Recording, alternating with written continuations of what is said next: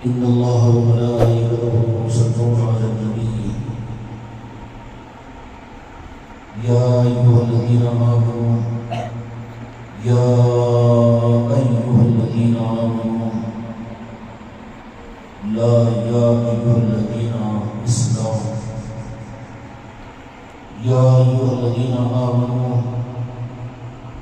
صلوا عليه وسلموا تسليما اللهم صل على محمد وعلى آل محمد وسلم صلاة وسلام عليك يا رسول الله صلاة وسلام عليك يا حبيب الله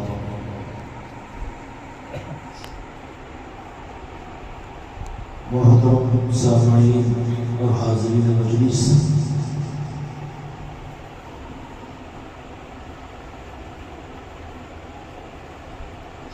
باغیچوں کی خوشبو، باغات کی مہک بڑے دل کو لبھاتی ہے۔ اللہ تبارک و تعالیٰ نے اپنے بندوں کو قرآن مجید کے اندر میں جنت کے باغات کا تذکرہ فرمایا اور تمثیل اور سمجھنے کے لیے دنیا میں باغات کو ظاہر فرمایا، پھولوں کو پیدا کیا، خوشبو کو دنیا میں بھیجا تاکہ اس کے ذریعے سے یہ جنت کی حقیقت کا ادراک اپنے اندر پیدا کرے، اور جنت تک یہ امت اگر پہنچ جائے تو پھر وہاں پر راستہ ختم نہیں ہوتا۔ اللہ کے کسی بندے کی عبادت پر اللہ تعالیٰ عبادت کا بدلہ جنت عطا کرے۔ اللہ کے شاعر نشان نہیں ہے کہ جنت کسی کو بدلے میں عطا کر کے اس بندے کی عبادت کا بدلہ ادا کر دے۔ ایک ہوتی ہے مزدوری اور ایک ہوتی ہے محبت۔ اہل محبت کے راستے پر چلتے ہیں تو محبت کا راستہ مزدوری کا نہیں ہوتا بلکہ وراثت کا ہوتا ہے۔ ایک آپ کی حال ہے، اگر وہ یہ چاہے کہ میں بھی مزدوری کر کے مجھے بھی تنخواہ مل جائے، مزدوری مل جائے تو شان کے خلاف ہوگی، بلکہ وہ آپ کی اولاد آپ سے محبت کرتی ہے تو آپ اس کو اپنا وارث بناتے ہیں۔ تنخواہ بچے کو دینا عیب ہے اور بچے کو ملازم سمجھنا عیب ہے۔ نوکری اس کے لیے اس کے شاعر نشان لقب نہیں ہے بلکہ وہ تو وارث ہے، اور وارث کی صرف یہ پہچان ہوتی ہے کہ وہ نوکری اور ملازمت سے زیادہ صرف محبت کا رشتہ قائم رکھتا ہے۔ جب اولاد فرمانبردار ہو، فرمانبرداری کے راستے پر چل رہی ہو تو وہ اولاد اپنے باپ سے مزدوری کی طلبگار نہیں ہوتی، تنخواہ کا مطالبہ نہیں کرتی، بلکہ اس کی شرافت صرف محبت کا حق ادا کرنا ہوتا ہے۔ اور باپ بھی اسی بچے کو اپنا وارث سمجھتا ہے اور بناتا ہے، اور وارث بھی وہی بنتا ہے جو نوکری کی بنیاد پر نہیں، ملازمت کی بنیاد پر نہیں، جس کو باپ خود اپنی زندگی میں نوکر سمجھے، ملازمت کے درجے پر رکھے، نوکر کے درجے پر رکھے، تنخواہ کے درجے پر رکھے یا بھیک کے درجے پر رکھے، تو وہ پھر بچہ محبت سے اس کو پھیر لیتا ہے۔ اس لیے میرے بچوں کو بھی اپنی اولادوں کی تربیت میں کبھی ان کو لالچ کے درجے پر رخ پر نہیں ڈالنا، ملازمت کے رخ پر نہیں ڈالنا، اور اپنے اولادوں کو تنخواہ کے رخ پر نہیں ڈالنا، بلکہ تم اپنی اولاد کو اولاد سمجھتے ہو اور اولاد کو فرمانبردار اولاد بنانا چاہتے ہو تو تم ان بچوں کو اپنے ماں باپ کی محبت کا راستہ بتاؤ۔ اگر محبت کا راستہ تمہاری اولاد کو ادا کرے گی تو تم ایک بندے ہو کر، تم ایک انسان ہو کر، تم ایک باپ، ایک بیٹی کی اولاد ہو کر ان کو یہ کہیں گے کہ بیٹا تو میرا نوکر مت سمجھ، کہیں گے کہ نہیں کہیں گے؟ بیٹا تو میرا ملازم مت سمجھ، میرے بیٹے کو مجھے اپنا غیر نہ سمجھ، اور مجھ سے تنخواہ کی امید نہ رکھ، نوکری کی امید نہ رکھ۔ پھر باپ اس بیٹے کو کسی نوکر اور ملازم کا تانا بھی نہیں مارے گا، کوئی جوڑ نہیں ہے۔ صرف اولاد کے لیے، اولاد کی تربیت کے لیے ان کو تو صرف محبت کا رخ دے کہ تم اپنے ماں باپ کے لیے قرآن پاک کے مطابق میں اپنے کانوں کو جھکائے رکھو، ان سے اف بھی نہ کہو اور ان کے سامنے اپنی گردن کو جھکائے رکھو۔ قرآن نے اولاد کے لیے، ماں باپ کے لیے محبت کا رخ بتایا، ملازمت کا رخ نہیں بتایا۔ باپ کی غلطی ہوتی ہے کہ اولاد کو ملازم یا نوکر یا تنخواہ والا یا پھر فقیر یا بھکاری اس رخ پر ڈال دیتے ہیں، تو پھر وہ اولاد باغی بن جاتی ہے۔ اس لیے اولاد کی تربیت کے لیے انہیں ضروری ہے میرے بچوں کہ انہیں محبت کا رخ دو۔ آپ ایک باپ ہو کر محبت کا رخ دیتے ہیں تو وہ اولاد اپنی جان نچھاور پر کرتی ہے۔ اگر تم نے اس کو تنخواہ کی بات کی، ملازمت کی بات کی، نوکری کی بات کی، نوکروں کے پرتانے دیں، تو بچہ تو بیچارہ دل ٹوٹ جائے گا اس کا، اور ہو سکتا ہے کہ وہ تمہارا باقی بن جائے اور انجام کے اعتبار سے تمہارے لیے نافرمان ہو جائے۔ میرے بھائیوں، یہ تو ایک باپ اور اولاد کی بات کی مثال میں نے آپ حضرات کے سامنے عرض کی۔ تو اولاد کے لیے، وراثت کے لیے محبت کا رخ ضروری ہوتا ہے۔ اولادوں کو محبت کا راستہ بتاؤ اور ان کو وہ راستہ بتاؤ کہ اولاد اپنے ماں باپ کا حق ادا نہیں کر سکتی۔ اس لیے میرے آقا نے جو تربیت فرمائی تھی، اولادوں کے متعلق جو ارشاد فرمایا تھا، ہماری نظروں سے اوجھل ہو گئے۔ ہم اپنی اولادوں کی تربیت کے لیے بھی کالجوں پر، اسکولوں پر اور دینی پرچوں پر یا نیٹوں پر یا قاعدوں پر یا مدرسوں پر یا پھر چلے اور 4 مہینے پر یا لٹریچر پر ڈپینڈ کر چکے ہیں۔ اس سے اولادیں نہیں بن رہی ہے، بلکہ بغاوت کے جراثیم میں اولادوں میں پیدا ہو رہے ہیں، اور قصور اس کا صرف ان کے والدین ہیں۔ اس لیے ایک بیٹا اگر اپنے ماں باپ کے ساتھ محبت کا رشتہ قائم کرتا ہے تو پھر وہ اولاد اپنی جان کو دے کر کے سمجھتی ہے کہ ماں باپ کا حق ادا نہیں ہوا۔ یہ تعلیم کو مدرسوں میں نہیں ملے گی۔ اپنی اولادوں کو محبتیں سکھاؤ۔ محبت مدرسے نہیں دے سکتے، محبت استاد نہیں دے سکتا، محبت اسکول نہیں دے سکتا۔ محبتوں کا راستہ تو ماں کا دودھ اور باپ کی شفقت ہوتی ہے۔ اس کا وجہ اس زمانے کے اندر میں بزرگوں نے تم کو تمہاری گھر کی خانقاہ بندگی ادا کی ہے، یہاں پر اپنی اولادوں کو محبتیں ہو، شفقتیں ہو، ورنہ یہود و نصارہ تو تمہاری اولادوں کو تمہارے گودوں سے چھیننے کی ساری تیاری کر چکے ہیں۔ تمہارے گھروں میں تمہاری اولادیں تمہاری باغی بن جائے گی، تمہارے گھروں کے اندر میں تمہاری اولادوں کے ذریعے سے آگ لگ جائے گی، اور تمہاری اولادیں تمہارے لیے تمہاری زندگی میں جہنم کلا بن جائے گی۔ اس کی غلطی کیا ہوگی کہ تم نے اپنی اولادوں کو محبت کا رخ نہیں دیا، پیدا ہوئے تو انگریزی اسکولوں کے حوالے کیے، پیدا ہوئے ہیں ان کو محبتوں کے بجائے نفرتیں، ملازمت اور نوکری، تنخواہ، بدلہ، یہ تم نے دیا، تم سے کمزوری ہوئی، اور بھی یہ سمجھے کہ اچھا کرنے کے لیے اس کو کسی اسکول میں ڈال دو اور کسی کانوینٹ میں ڈال دو، کسی تعلیمی نظام میں آگے بڑھا دو، یا پھر بہت کمال سمجھ رہے ہیں کہ کسی دینی مدرسے میں داخل کر دو، اور یہ سمجھتے ہیں کہ اس کو اور زیادہ اگر بگڑ گیا ہو تو کسی دین کے سکھانے والوں کے حوالے کر دو۔ یہ بنیاد نہیں ہے تربیت کی، اور یہ اولاد کی تربیت کے لیے کہ اپنی اولاد کو اپنے دنیا میں جنت بنانا چاہتے ہو تو اس کے لیے جنت کے مالکوں کا نظام ہم کو اختیار کرنا پڑے گا۔ جنت کے مالک حسنین و کریمین ہیں، بندگان پاک ہے، ان کا نظام تمہیں اختیار کرنا پڑے گا۔ اس کا بدل تمہاری اولادوں کی تربیت کے لیے نہ کوئی دینی نظام ہے، نہ کوئی کورس ہے، نہ کوئی سلیبس ہے، نہ کوئی عالم ہے، نہ کوئی معلم ہے، نہ کوئی چلے اور 4 مہینے ہیں، نہ کوئی درس ہے، نہ کوئی تدریس ہے، نہ کوئی اصلاح معاشرہ کے جلسے ہیں، نہ مدارس دینیاں ہیں۔ اس لیے کہ اگر ہوتا تو پھر وہ نمونے اور وہ رخ سامنے نہیں آتے کہ ان نظاموں کے اندر میں چلنے والے دنیا کو تو خوش کرنے اور اپنی بیوی کی بیوی کو تو خوش کرنے کے لیے رہتے ہیں، لیکن وہی ماں باپ کو گھٹواتے ہیں، ان کا دم گھٹواتے ہیں۔ بیوی کے آنے کے بعد میں وہ دنیا میں مبلغ بن کر چل رہا ہے، لیکن بیوی کے سامنے ماں کو چھڑکی مارتا ہے۔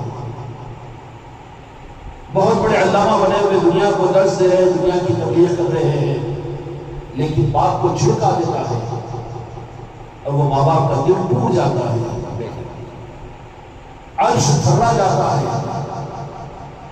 میرے آقا کی بارگاہ میں ایک صحابی نے آ کر عرض کیا،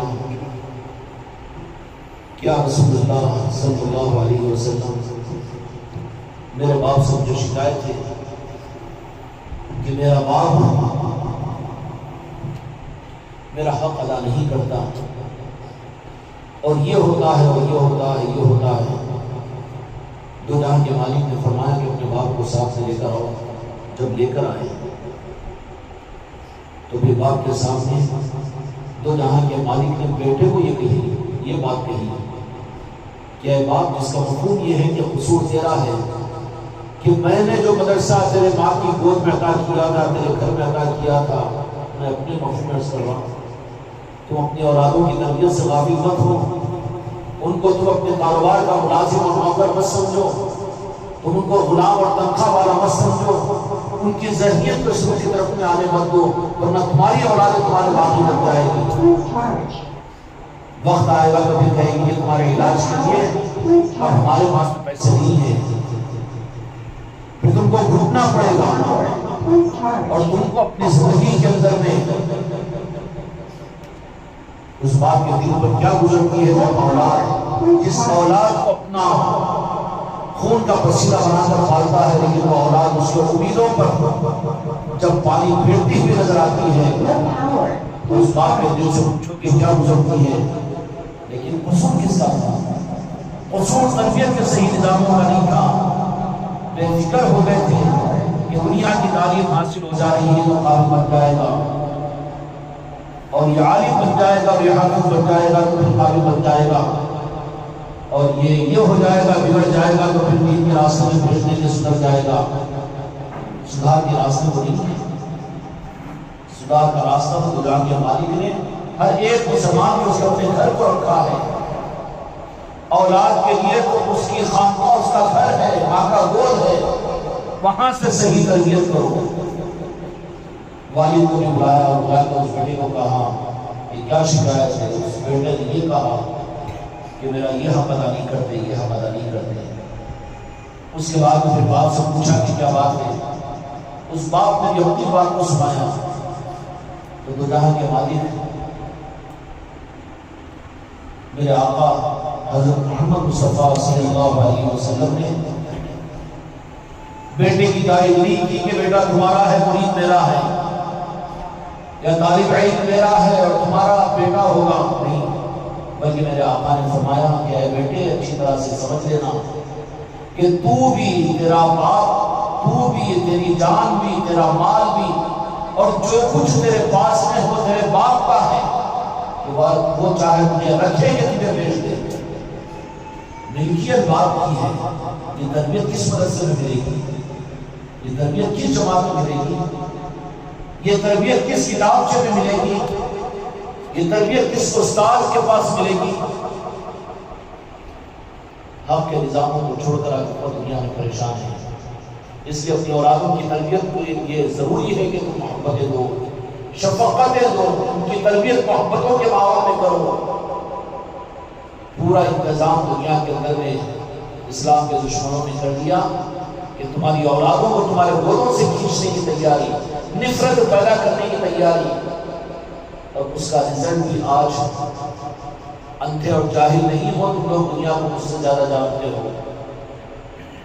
یہی IAS اولادیں اور یہ دنیا کے بڑے بڑے عہدوں، لاکھوں کروڑوں مہینوں میں کمانے والے، کوئی جا رہے ہیں انگلینڈ کو، کوئی جا رہے ہیں آسٹریلیا کو، کوئی جا رہے ہیں سعودیہ کو، اور کوئی جا رہے ہیں امریکہ کو۔ ماں فرش پر پڑی ہوئی ہے، باپ پلنگ پر پڑا ہوا ہے، ٹائے ٹائے بائے بائے، اپنی اولاد اپنی بیوی کو لے کر اڑ جا رہے ہیں، وہ ماں باپ کا دل سسک رہا ہے، تکلیف ہو رہی ہے، ماں باپ کے دل کی تکلیف کو لے کر وہ پنپ سکتی ہے وہ اولاد، خود کے بیوی اور خود کے بچوں کو لے کر جا رہا ہے ماں باپ سے چھپا کر۔ لیکن یہ کیوں ہوئی کہ تم نے محبتوں کا رخ ان کو نہیں دیا ان کی تربیت کے لیے۔ اب بعد میں تم نے ایک سمجھ لیا کہ بھیج دیں گے جماعت میں، مولانا کے پاس میں تربیت کے لیے 40 دن کی تربیتی کلاسز ہوتی ہے مسجدوں کے اندر، اس میں بھیج دیں گے، یا فلاں پیر سے مرید کروا دیں گے، یا فلاں یہ نظام کے اندر میں جوڑ دیں گے۔ نہیں، غلطی بنیاد میں ہو چکی ہے، سمجھ جاؤ، اپنے آپ کو سنبھالو۔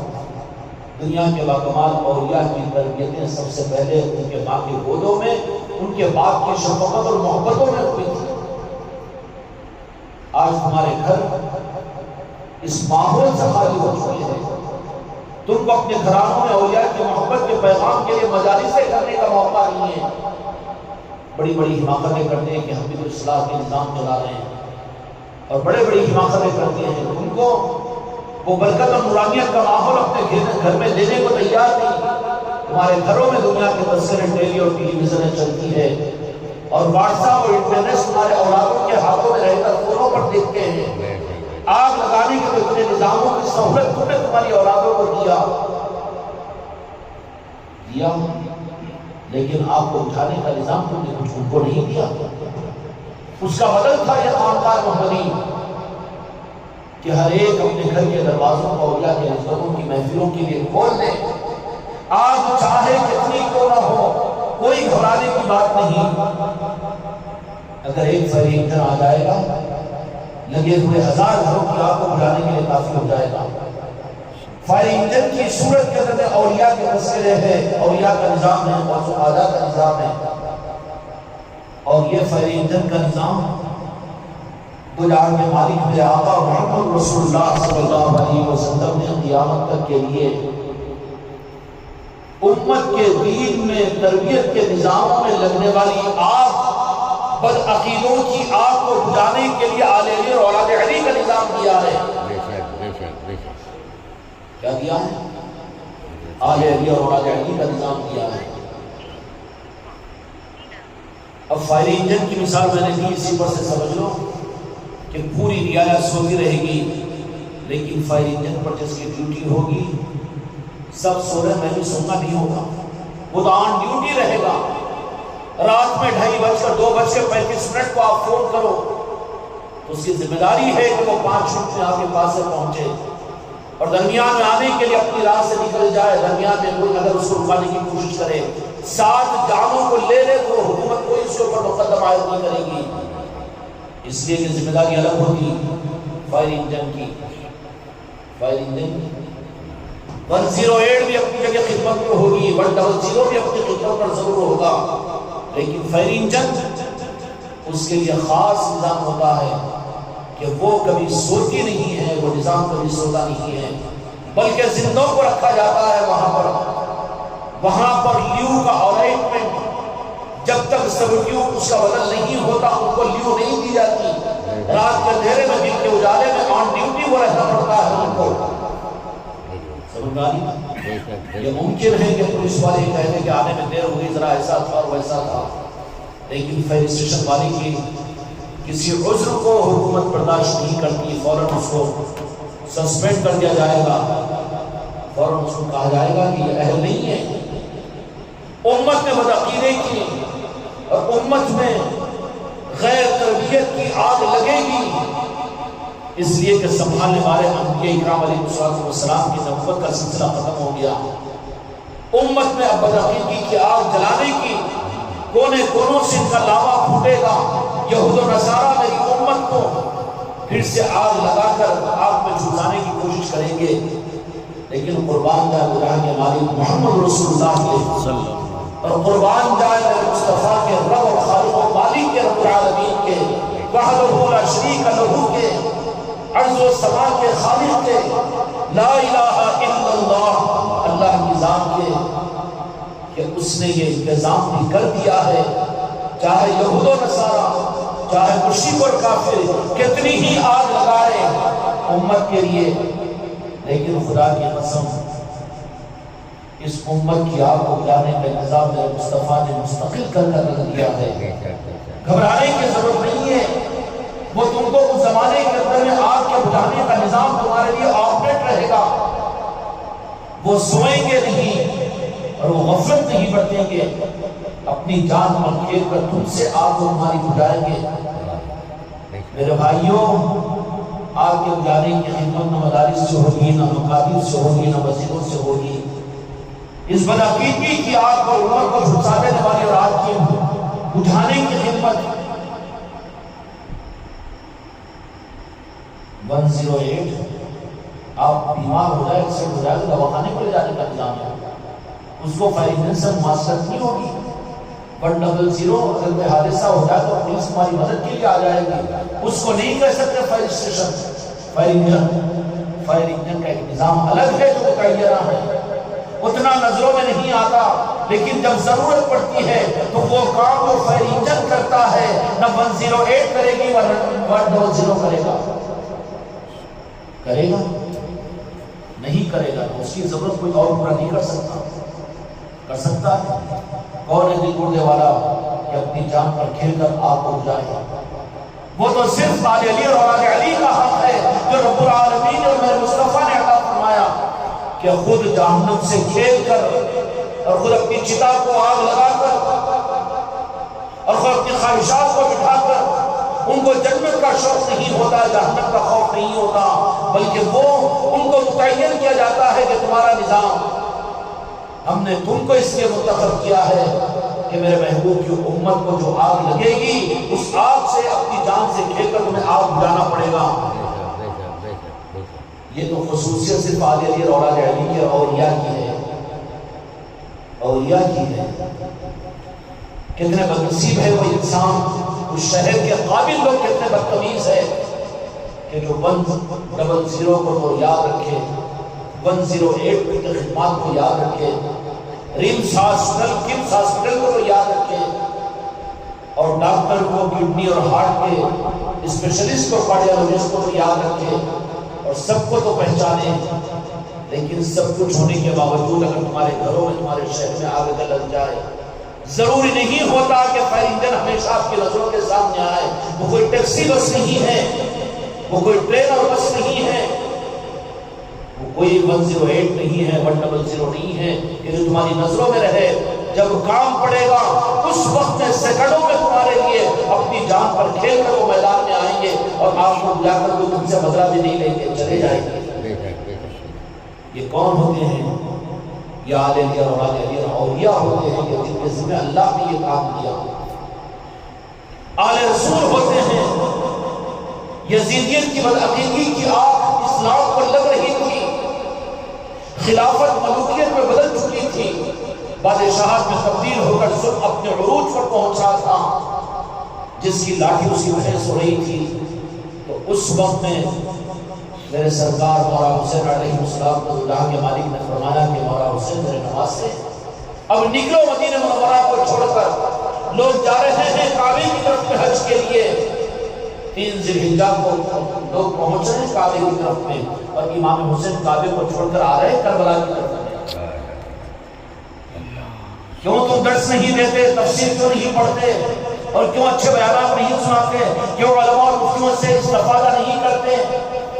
میں تمہارے کام تم کرو، لیکن جو کام خامخواہوں کا آل علی اور اولاد علی کا ہے، یہاں تو شراب سے انسان بنائے جاتے ہیں، یہاں پر تو بندے بنا کر بندے بنائے جاتے ہیں، یہاں تو غلام بنا کر بندگی سکھائی جاتی ہے، یہاں کے نظام کو مت چھوڑو، نہیں سمجھ میں آئے گا تمہیں۔ اگر سمجھنے کی اگر تمہارے اندر میں طلب پیدا ہوتی ہے تو سب سے پہلے تو ہم مشورہ یہی دیں گے کہ پنجتن پاک کی بارگاہ میں اپنے سر کو ٹھکا کر آل علی اور اولاد علی کے آستانوں پر اپنے سر کو ماتھے پر ٹیک کر یہ بھی ان کے پاس سے مانگو۔ ہم نے بہت بھول کر آج جمعہ کے اندر میں کہوا دیا اور کہہ دیا، شاید کہ یہ مجلس سے سننے کے بعد میں تمہارے عقلوں کے دریچے کھل جائیں گے، اس کے باوجود بھی حق کے کھل کے آنے کے باوجود سمجھنے کو تیار نہیں ہے، تو پھر انتظار کرو خدا کے عذاب کا، پھر انتظار کرو اس حق کے نظام کو نہ سمجھنے کے عذاب کا کہ خدا کی طرف سے کوئی عذاب نہ آ جائے۔ غفلت میں پڑے رہو اور اس حق کے سننے کے باوجود علم میں اضافے کا، عمل میں برکت کا، جنت کے ثواب کا، جہنم سے بچنے کا کیا کھیل کی پڑی ہے؟ یہ نظام و نظام نہیں ہے۔ آل علی اور آل علی کے نظام ان کی ڈیوٹی، ان کی سپریٹی اور ان کی ذمہ داریاں کچھ الگ ہوتی ہے۔ ان کو ادھر مت کھینچو، تو کوئی مدرسہ بنا لو، کوئی تقریر کا اسٹیج سجا لو اور کچھ یہ کر لو، کچھ نظر اور باز کچھ امت کو نماز کی ترغیب دے دو اور کسی کو ذکر کروا دو اور پھر اس طرح کے کچھ کام کروا دو، خیر کے کام کروا دو، خیر کے کام تم کرو۔ سمجھ میں آئی؟ ان کو تو اللہ اس کے رسول کی طرف سے ڈیوٹی جو دی جاتی ہے وہ ڈیوٹی ہے، وہ پابند ہوتے ہیں۔ ان کو ادھر کھینچنے کی کوشش مت کرو، تمہاری خدمتیں تمہاری اپنی جگہ ہوگی۔ عرض یہ کر رہا تھا کہ میرے بچوں، ماں باپ اپنی اولاد کو محبت میں تربیت کرے، اپنی اولادوں کی جب محبتوں سے تربیت ہوتی ہے تو وہ اولاد پھر جب اپنی جوانی کو پہنچتی ہے تو پھر کس سطح کی تربیت ہوتی ہے؟ خود کو قربان کرے گا لیکن ماں باپ کے دل کو دھکا نہیں پہنچائے گا۔ اب تو پڑھ لکھا کر تربیت نہ کر کے حوالے کر دیا ہے، نتیجہ کیا نکل رہا ہے؟ بڈھا تو 50,000 روپے وظیفے کا ہے لیکن میں تو ہر مہینہ تو 5 لاکھ روپے کماتا ہوں۔ خاموش بیٹھو بابا، یہ تو بڑے دنیا داروں کی بات ہے، لیکن غریب اور مسکینوں کے پاس نہیں بولا بابا پریشان نہیں کرنا، ہم کو سکھ سے جینے دو۔ نہ بڑے بھائی کو ماننے کے لیے تیار ہے، نہ ماں کو دھکار رہا ہے، باپ کو دھکار رہا ہے، چچووں کو دھکار رہا ہے، بھائیوں کو دھکار رہا ہے۔ کیوں؟ محبت کے ماحول میں تربیت نہیں، اس لیے کہ محبت کے ماحول میں تربیت محبت کے ذریعے سے ہوتی ہے۔ اس لیے وابستگان خانقاہ محمدی والوں، اپنے گھر کی خانقاہ محمدی کو ویران مت کرو۔ تمہارے لیے، تمہاری اولادوں کی تربیت کے لیے وہ خانقاہ محمدی نہیں رہی ہے۔ تم وہاں پر تربیت کرو گے، اپنی اولادوں کو روزانہ 1 گھنٹہ بٹھاؤ گے تو تم وہاں بیٹھے ہوئے نہیں ہوں گے، بلکہ وہ اولیاء کرام کی نگاہیں وہاں پر تمہاری گھر کی خانقاہ محمدی میں تمہاری اولاد کی تربیت کرے گی۔ محبتوں کے ماحول میں تربیت اولیاء کرام کرتے تھے تو پھر وہ ماں باپ کیسے فرمانبردار؟ حضرت علی ثقفی رضی اللہ عنہ کو میرے آقا نے فرمایا کہ ماں کی محبت میں تو میرا دیدار نہ کرے لیکن کوئی بات نہیں کیا ہو۔ بایزید بستامی رحمۃ اللہ علیہ اسی طریقے سے ماں کہہ رہی ہے کہ جائیے، دل ٹوٹ کر جا رہے ہیں، لیکن ماں باپ کا دل یہ چیز سے ہی اور ملے گی۔ غلطی تمہاری ہے کہ تم نے اپنے اولادوں کی تربیت غلط کی ہے۔ چاکلیٹ دے دیا گیا کہ بگاڑے تم ہیں، بنائیں گے مدارس والے، دھوکہ ہے، بگاڑے تم ہیں اور وہ ذمہ داری لے رہے کہ 4 مہینے بھیجو سدھر جائے گا۔ کتنوں کو سدھار کر بتایا، سب کی ماننے کو تو تیار ہے لیکن ماں کو ایک نظر سے دیکھنے کو تیار نہیں، باپ کو ایک نظر سے دیکھنے کو تیار نہیں۔ ایسی مثالیں نہیں ہیں، دھوکہ کھانے کی ضرورت نہیں ہے، برخلاف اس کے اگر حق کے نظاموں کی طرف میں آؤ تو بھائی اللہ اس کے رسول کی طرف سے جن کو جو ذمہ داریاں ہیں ان ذمہ داریوں کو پوری کر دیں، اس میں ٹانگ نہ ڈالو۔ اگر کوئی کہے کہ نہیں بیماریاں زیادہ ہو گئی ہے، فیض والے بھی آ کر یہ بیماریوں کا علاج ڈاکٹر بن کر کریں، وہ بیماروں کے دواخانے میں بھی اگر وہ دواخانوں کے مریضوں کے علاج کرنے میں فیض والے اگر لگ جائے، آگ لگ جائے گی تو علاج ہونے کے بجائے پورا دواخانے کے سارے مریض چل کر ایک ایک پڑ جائیں گے، ان کا کام ان کو کرنے دو، ان کو مدد کا۔ خانقاہ والے قدم وسیع کرا لیتے ہیں، خانقاہ والے ذکر کروا لیتے ہیں، خانقاہ والے خواجہ عثمان ہروری کی محفلیں کروا لیتے ہیں، ان کے گھروں میں اولیاء کی نسبتوں کی محفلیں ہوتی ہیں، ان کے گھروں میں خانقاہ محمدی میں تربیت کے نظام چلتے ہیں، ان کے پاس میں ہر ہفتہ مسورات کے ذکر کی محفلیں۔ بابا جو کام ہے وہ تو کر رہے ہیں، تو کیا کر رہا ہے؟ تو یا تو نوکر بنا ہوا ہے، یا تو بھکاری بنا ہوا ہے، یا تو خادم بنا ہوا ہے۔ اللہ میں تیری عبادت کرتا ہوں، تو مجھے جنت دے۔ اللہ میں روزے رکھا، مجھے تقویٰ دے۔ اللہ میں نماز پڑھا، مجھے جہنم سے بچا۔ میں متقی بن کر لوگوں کے سامنے اپنی گردن کو جھکا رہا ہوں، متقی میں ہوں۔ بدلہ کیا ہے؟ اللہ تمہیں مجھے جنت میں لانا پڑے گا۔ یہ تو سودے باز ہونا ہے خدا کے ساتھ، سودے باز ہوگا، منشا کو کہاں معلوم کیا؟ اللہ تبارک و تعالیٰ کے ساتھ میں سوداگری کے نظام کو نہیں بلکہ اولیاء اور آل علی اور آل علی اور اولیاء کا نظام۔ میرے بھائیوں، جو دو جہاں کے مالک میرے آقا کی طرف سے ذمہ داری دی جاتی ہے، ایز ایگزامپل تمثیل کے میں نے فائر انجن کی فائر اسٹیشن کی مثال دی ہے، ان کا کام آپ کو بلانا ہے۔ اگرچہ کہ 1 سال بھر ان کی گاڑی فائر اسٹیشن آفس کے باہر نہ نکلے، لیکن ہر ایک کو اس کا بدلہ ضرور ملے گا۔ ملے گا کہ نہیں ملے گا؟ ملے گا، کیونکہ ان کا انتظار کرتے ہوئے سکون کے ساتھ بیٹھنا ہی اپنی ڈیوٹی کو پورا کرنا ہے۔ تو حسن مت کر، ہم ہوم گارڈ ہے، صبح سے 11 گھنٹے ہم کو ڈیوٹی کرنا پڑتا، سیدھی مانا پڑتا، ہم کلکٹر ہے، ہم کو بھی جانا پڑتا آفس میں۔ تیری ملازمت ہے، تیری ڈیوٹی ہے، ان کی جو ذمہ داری ہے وہ پورا کرنے دے۔ اولیاء کے معاملات میں مرحلہ نہیں بنانا کہ وہ کتنی نمازیں پڑھے، وضو کیسا کرے، طہارت کیسی، اور ان کی نمازیں کیسی، ان کا روزہ کیسا۔ ارے ان کے بارے میں پوچھنے کو تو آیا، وہ تو ہر لمحے آن ڈیوٹی ہے۔ وہ کیا حدیث تم نے نہیں سنا؟ ایک سچے عالم دین کا سونا عبادت میں شامل ہوتا ہے، روزہ دار کا سونا عبادت میں شامل ہوتا ہے، ایک طالب علم کا کھانا عبادت میں شامل ہوتا ہے۔ تو یہ تو عمل والوں کے نظام ہے، کیوں اندھا بن گیا، حسد کیوں پیدا ہو گیا اولیاء کے نظام سے، کہ پھر اولیاء جن کو اللہ تبارک و تعالیٰ منتخب کرے، اب ان کا حساب رب تو نہیں دے رہا ہے، وہ اہل محبت ہوتے ہیں، وہ وقت کے آنے پر اپنی جان سے کھیلنے والے ہوتے ہیں، میدان کربلا میں اپنے جانوں کی شہادتیں دینے والے وہ ہوتے ہیں۔ ایک اشارہ ہوا، خواجہ عثمان ہرمنی رحمۃ اللہ علیہ نے اپنے شہزادے، کیا احسان ہے خواجہ عثمان ہرمنی رحمۃ اللہ علیہ کا، ایک احسان کا جس کا تذکرہ بھی ہمارے ذہنوں میں نہیں ہوگا، کہ تو جہاں کے مالک میرے آقا محمد رسول اللہ صلی اللہ علیہ وسلم کے پاس میں خواجہ عثمان ہرمنی رحمۃ اللہ علیہ لے کر پہنچے اپنے شہزادے کو، کہا کہ یا رسول اللہ صلی اللہ علیہ وسلم قبول کیجئے کہ میں نے اپنے ساتھ میں 21 سال تک 22 سال تک اپنی خدمت پر لگا کر تیار کیا ہو۔ کس کو؟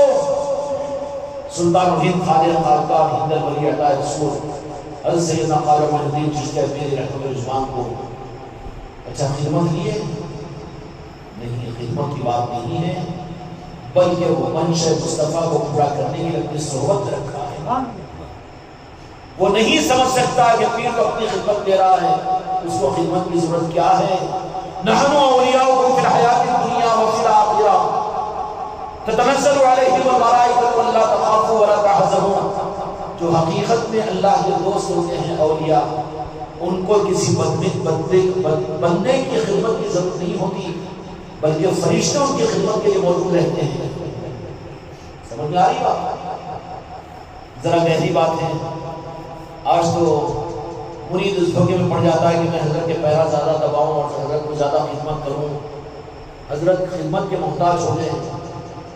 ہاں، حضرت کے ماشاءاللہ نظر میں چڑھ جاتا ہوں میں زیادہ قدم دبانے سے، پیرا دبانے سے، زیادہ قدم وسیع کرنے سے۔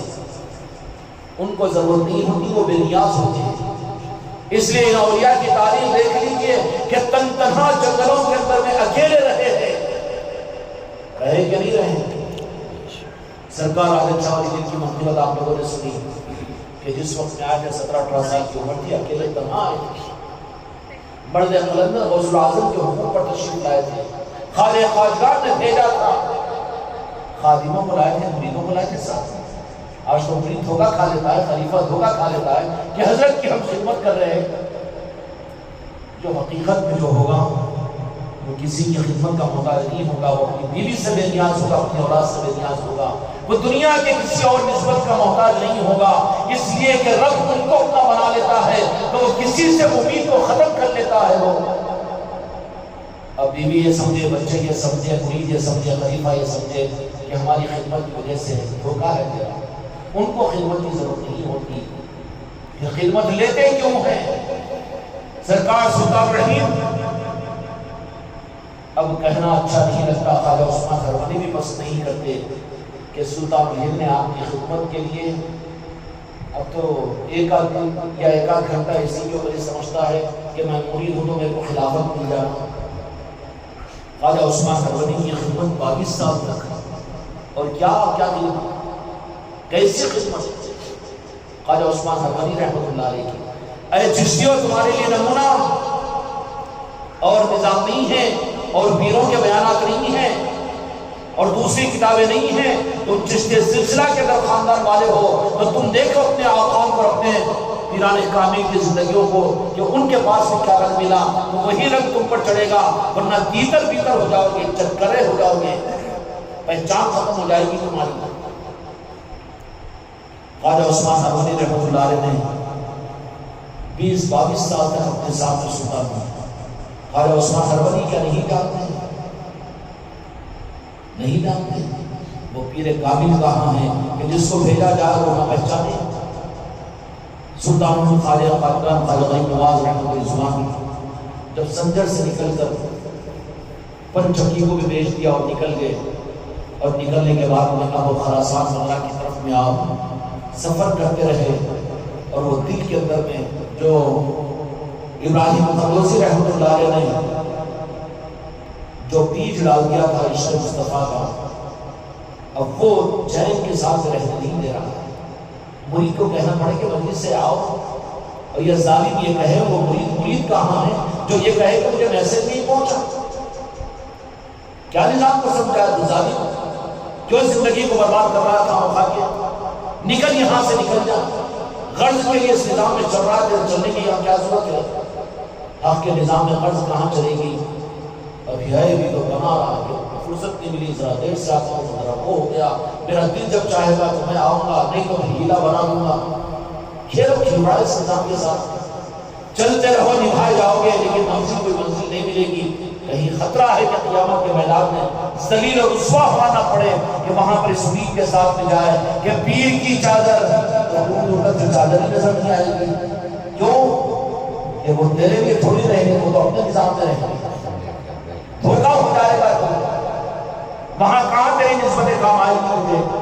تجھے تو اپنی خرچ سے نسبت تھی، تجھے تو اچھے کھانوں سے نسبت تھی، تجھے تو آرام کے پنکھوں سے نسبت تھی، تجھے تو تیرے تکبر اور تیرے عجب سے نسبت تھی، تجھے تو تیرے خرچ اور تیرے مفادات سے نسبت تھی، تیرے دنیا کے کاموں کے بننے سے پیر سے نسبت تھی، تجھے اصل پیر سے کہاں نسبت تھی؟ اگر اصل پیر سے نسبت ہوتی تو وہاں پر دل ٹوٹ جاتا، اور وہاں خود کو برباد کر دیتا، خود کی اصلاح کو آگ لگا دیتا، اور خود کو برباد کرنے میں اپنی کامیابی اور سربلندی سمجھتا، بجائے اس کے تو پھر اعتراض پیر پڑی کہ میں سے نہیں پہنچا، فون نہیں کیا، معلوم نہیں تھا، وہ ہوا تھا، معلوم دیر ہوگی۔ یہ سب بے وقوف بنانے کی چکر میں سے بے وقوفوں کو 3 مرتبہ ان کے دماغ کو پلٹا دیتے ہیں۔ چل رستہ پکڑ جاتا تو نہیں ہے، خوش آمدی کا نظام نہیں ہے، خانقاہ محمدی کا۔ ڈھونڈ لے کسی اور پیر کو جہاں پر تیری یہ مقاصد باطلہ تیرے پورے ہوتے ہیں، دنیا کما لے، نیمو پانی کے ساتھ اپنے مقاصد کو پورا کر بڑھ جا۔ خواجہ عثمان حرونی رحمۃ اللہ علیہ نے سلطان الہند سنجر سے نکل کر چندر و بیابانوں کے اندر میں جو عشق مصطفیٰ کا وہ دین جو خواجہ ابراہیم فردوسی رحمۃ اللہ علیہ نے نافذ کر دیا تھا، اور اس کی بنیاد پر رات کی نیند جڑی ہوئی ہے، دن کا سکون جڑا ہوا ہے۔ ڈھونڈ رہے ہیں جنگل خراسان کی بستیوں میں، آبادیوں میں، کہ کہیں پر وہ پیاس بجانے والا ساقی مل جائے، وہ پیمانہ مل جائے کہ جس سے میں کشیر ہو جائے۔ کیا ہو جائے؟ میں کشیر ہو جائے۔ پیمانہ میں کشیر کتابوں سے نہیں ہوتی۔ اے باعث یہ تیرا ممبر و محراب نہیں ہے، یہاں پر تو شراب سے انسان بنے جاتے ہیں، یہاں تو جلووں سے جلوے دکھائے جاتے ہیں، یہاں تو کہاں سے کہاں کس طرح سے نظام چلتا ہے۔ تو کیا جانے باعث مجھے کوئی اعتراض کرنے سے مطلب ہے، یہ بات قرآن حدیث سے طے نہیں کی، وہ صحیح ہے کہ وہ مسئلہ۔ اب اولیاء کی بات کو جا کے مولوی سے پوچھتا ہے، بیچارہ کیا جانے، اس کو کہاں سمجھ میں آئے گا، اس کو کہاں سمجھ میں آئے گا؟ انہیں تو الجھا کر رکھنے کا بلاوہ نہیں کیا۔ خواجہ عثمان حرونی رحمۃ اللہ علیہ قصبہ حرم کے اندر جو نشاپور کے قریب ایک چھوٹا سا دیہات تھا، وہاں پر اپنی خانقاہ کو اپنے مریدین کی تربیت کے ساتھ میں خواجہ عثمان حرونی رحمۃ اللہ علیہ آپ کے مرشد حاجی شبیر سلطانوی آپ سے میں خلافت کو حاصل کیا، دیہات کی طرف اپنی خانقاہ کو چلا رہے ہیں بخاری شریف کے اندر میں۔ یہ نظام ہوتا ہے جس نظام کے ذریعے سے دنیا میں اللہ تبارک و تعالیٰ کو عروج دینا ہوتا ہے۔ اللہ کا نظام یہ نہیں ہے کہ بڑے نظاموں کے ذریعے سے دنیا میں بڑے نظاموں کو چلائے۔ خدا کی اکثر سنت یہ رہی ہے کہ وہ چھوٹی چیز کے ذریعے سے بڑے نظاموں کو دنیا میں چلاتے ہیں۔ وہ کن فیکون کا مالک ہے، خالق لما یرید ہے، قادر مطلق ہے، وہ اپنے قدرت سے چلاتا ہے۔ خواجہ عثمان ہرمنی رحمۃ اللہ علیہ،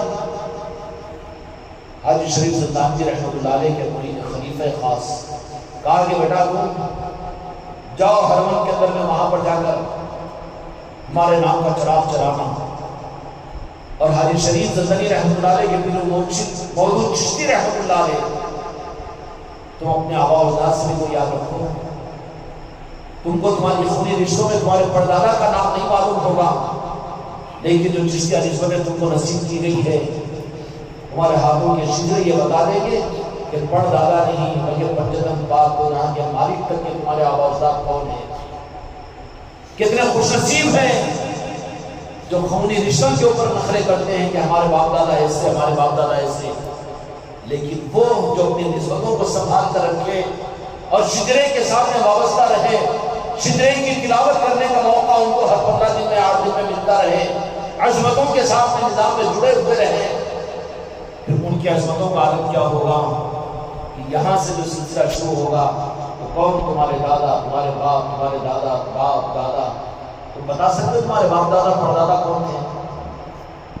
شرم آئے گی نا، 2-4 سیڑھی اوپر چڑھے تو وہاں پر تو کوئی کافر و مشرک تھا ہوگا، تھا ہوگا کہ نہیں تھا ہوگا؟ برخلاف اس کے اگر نسبتیں اگر حاصل ہو گئی، امت کے لیے میرے آقا کی نوازش قیامت تک سلاسل کی صورت میں طریقت کے نظام کے اندر میں ہے، اگر نسبتیں اگر قائم ہو گئی تو ہر ایک اولاد اپنی باپ کے نام سے پکاری جائے گی، قیامت کے میدان میں خدا کا نام بھی ہوگا، ضرور خدا کی طرف سے اعلان ہوگا اور بالکل حق ہوگا، اس لیے کہ نظام عالم قیامت کا دیکھ لیں گے اس دن آل علی اور اولاد علی کے ہاتھ میں ہوگا۔ یہ ممکن ہے کہ اے چشتیوں کہہ کر پکارا جائے، اے قادریوں کہہ کر پکارا جائے، اے سہروردیوں کہہ کر پکارا جائے، لیکن نہیں ہو سکتا اے دیوبندیوں کہہ کر پکارا جائے یا اے تبلیغیوں کہہ کر پکارا جائے، اے اہل حدیث کہہ کر پکارا جائے، یہ نہیں ہو سکتا، کیونکہ وہ اہل محبت ہوتے ہیں، یہ اہل حاجت ہوتے ہیں۔ اس لیے اگر نسبت اہل محبت کو اگر حاصل ہوئی ہے سلسلوں کی تو اس پر شکر بھی تو ہونا چاہیے۔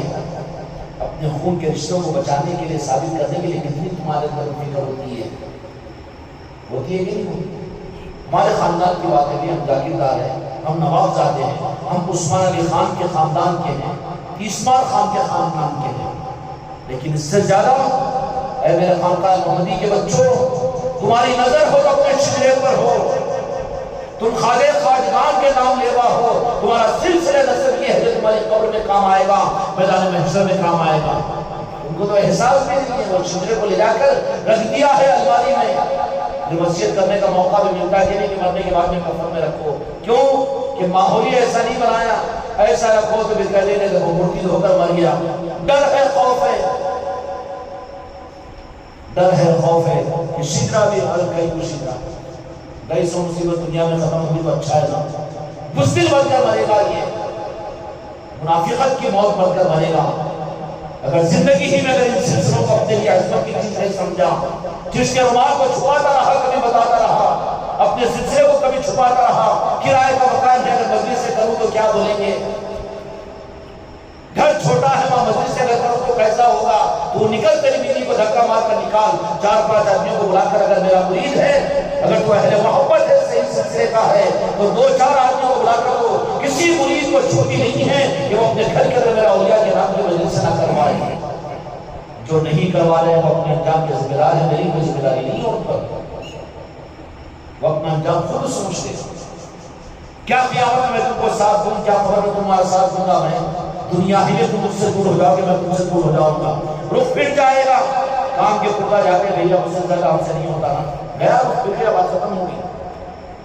آتے جاتے رہو، لیٹ لپیٹ کرتے رہو، کھاتے پیتے رہو، سب کچھ کرتے رہو، لیکن وہ محبت کی نسبت ملے گی نہیں۔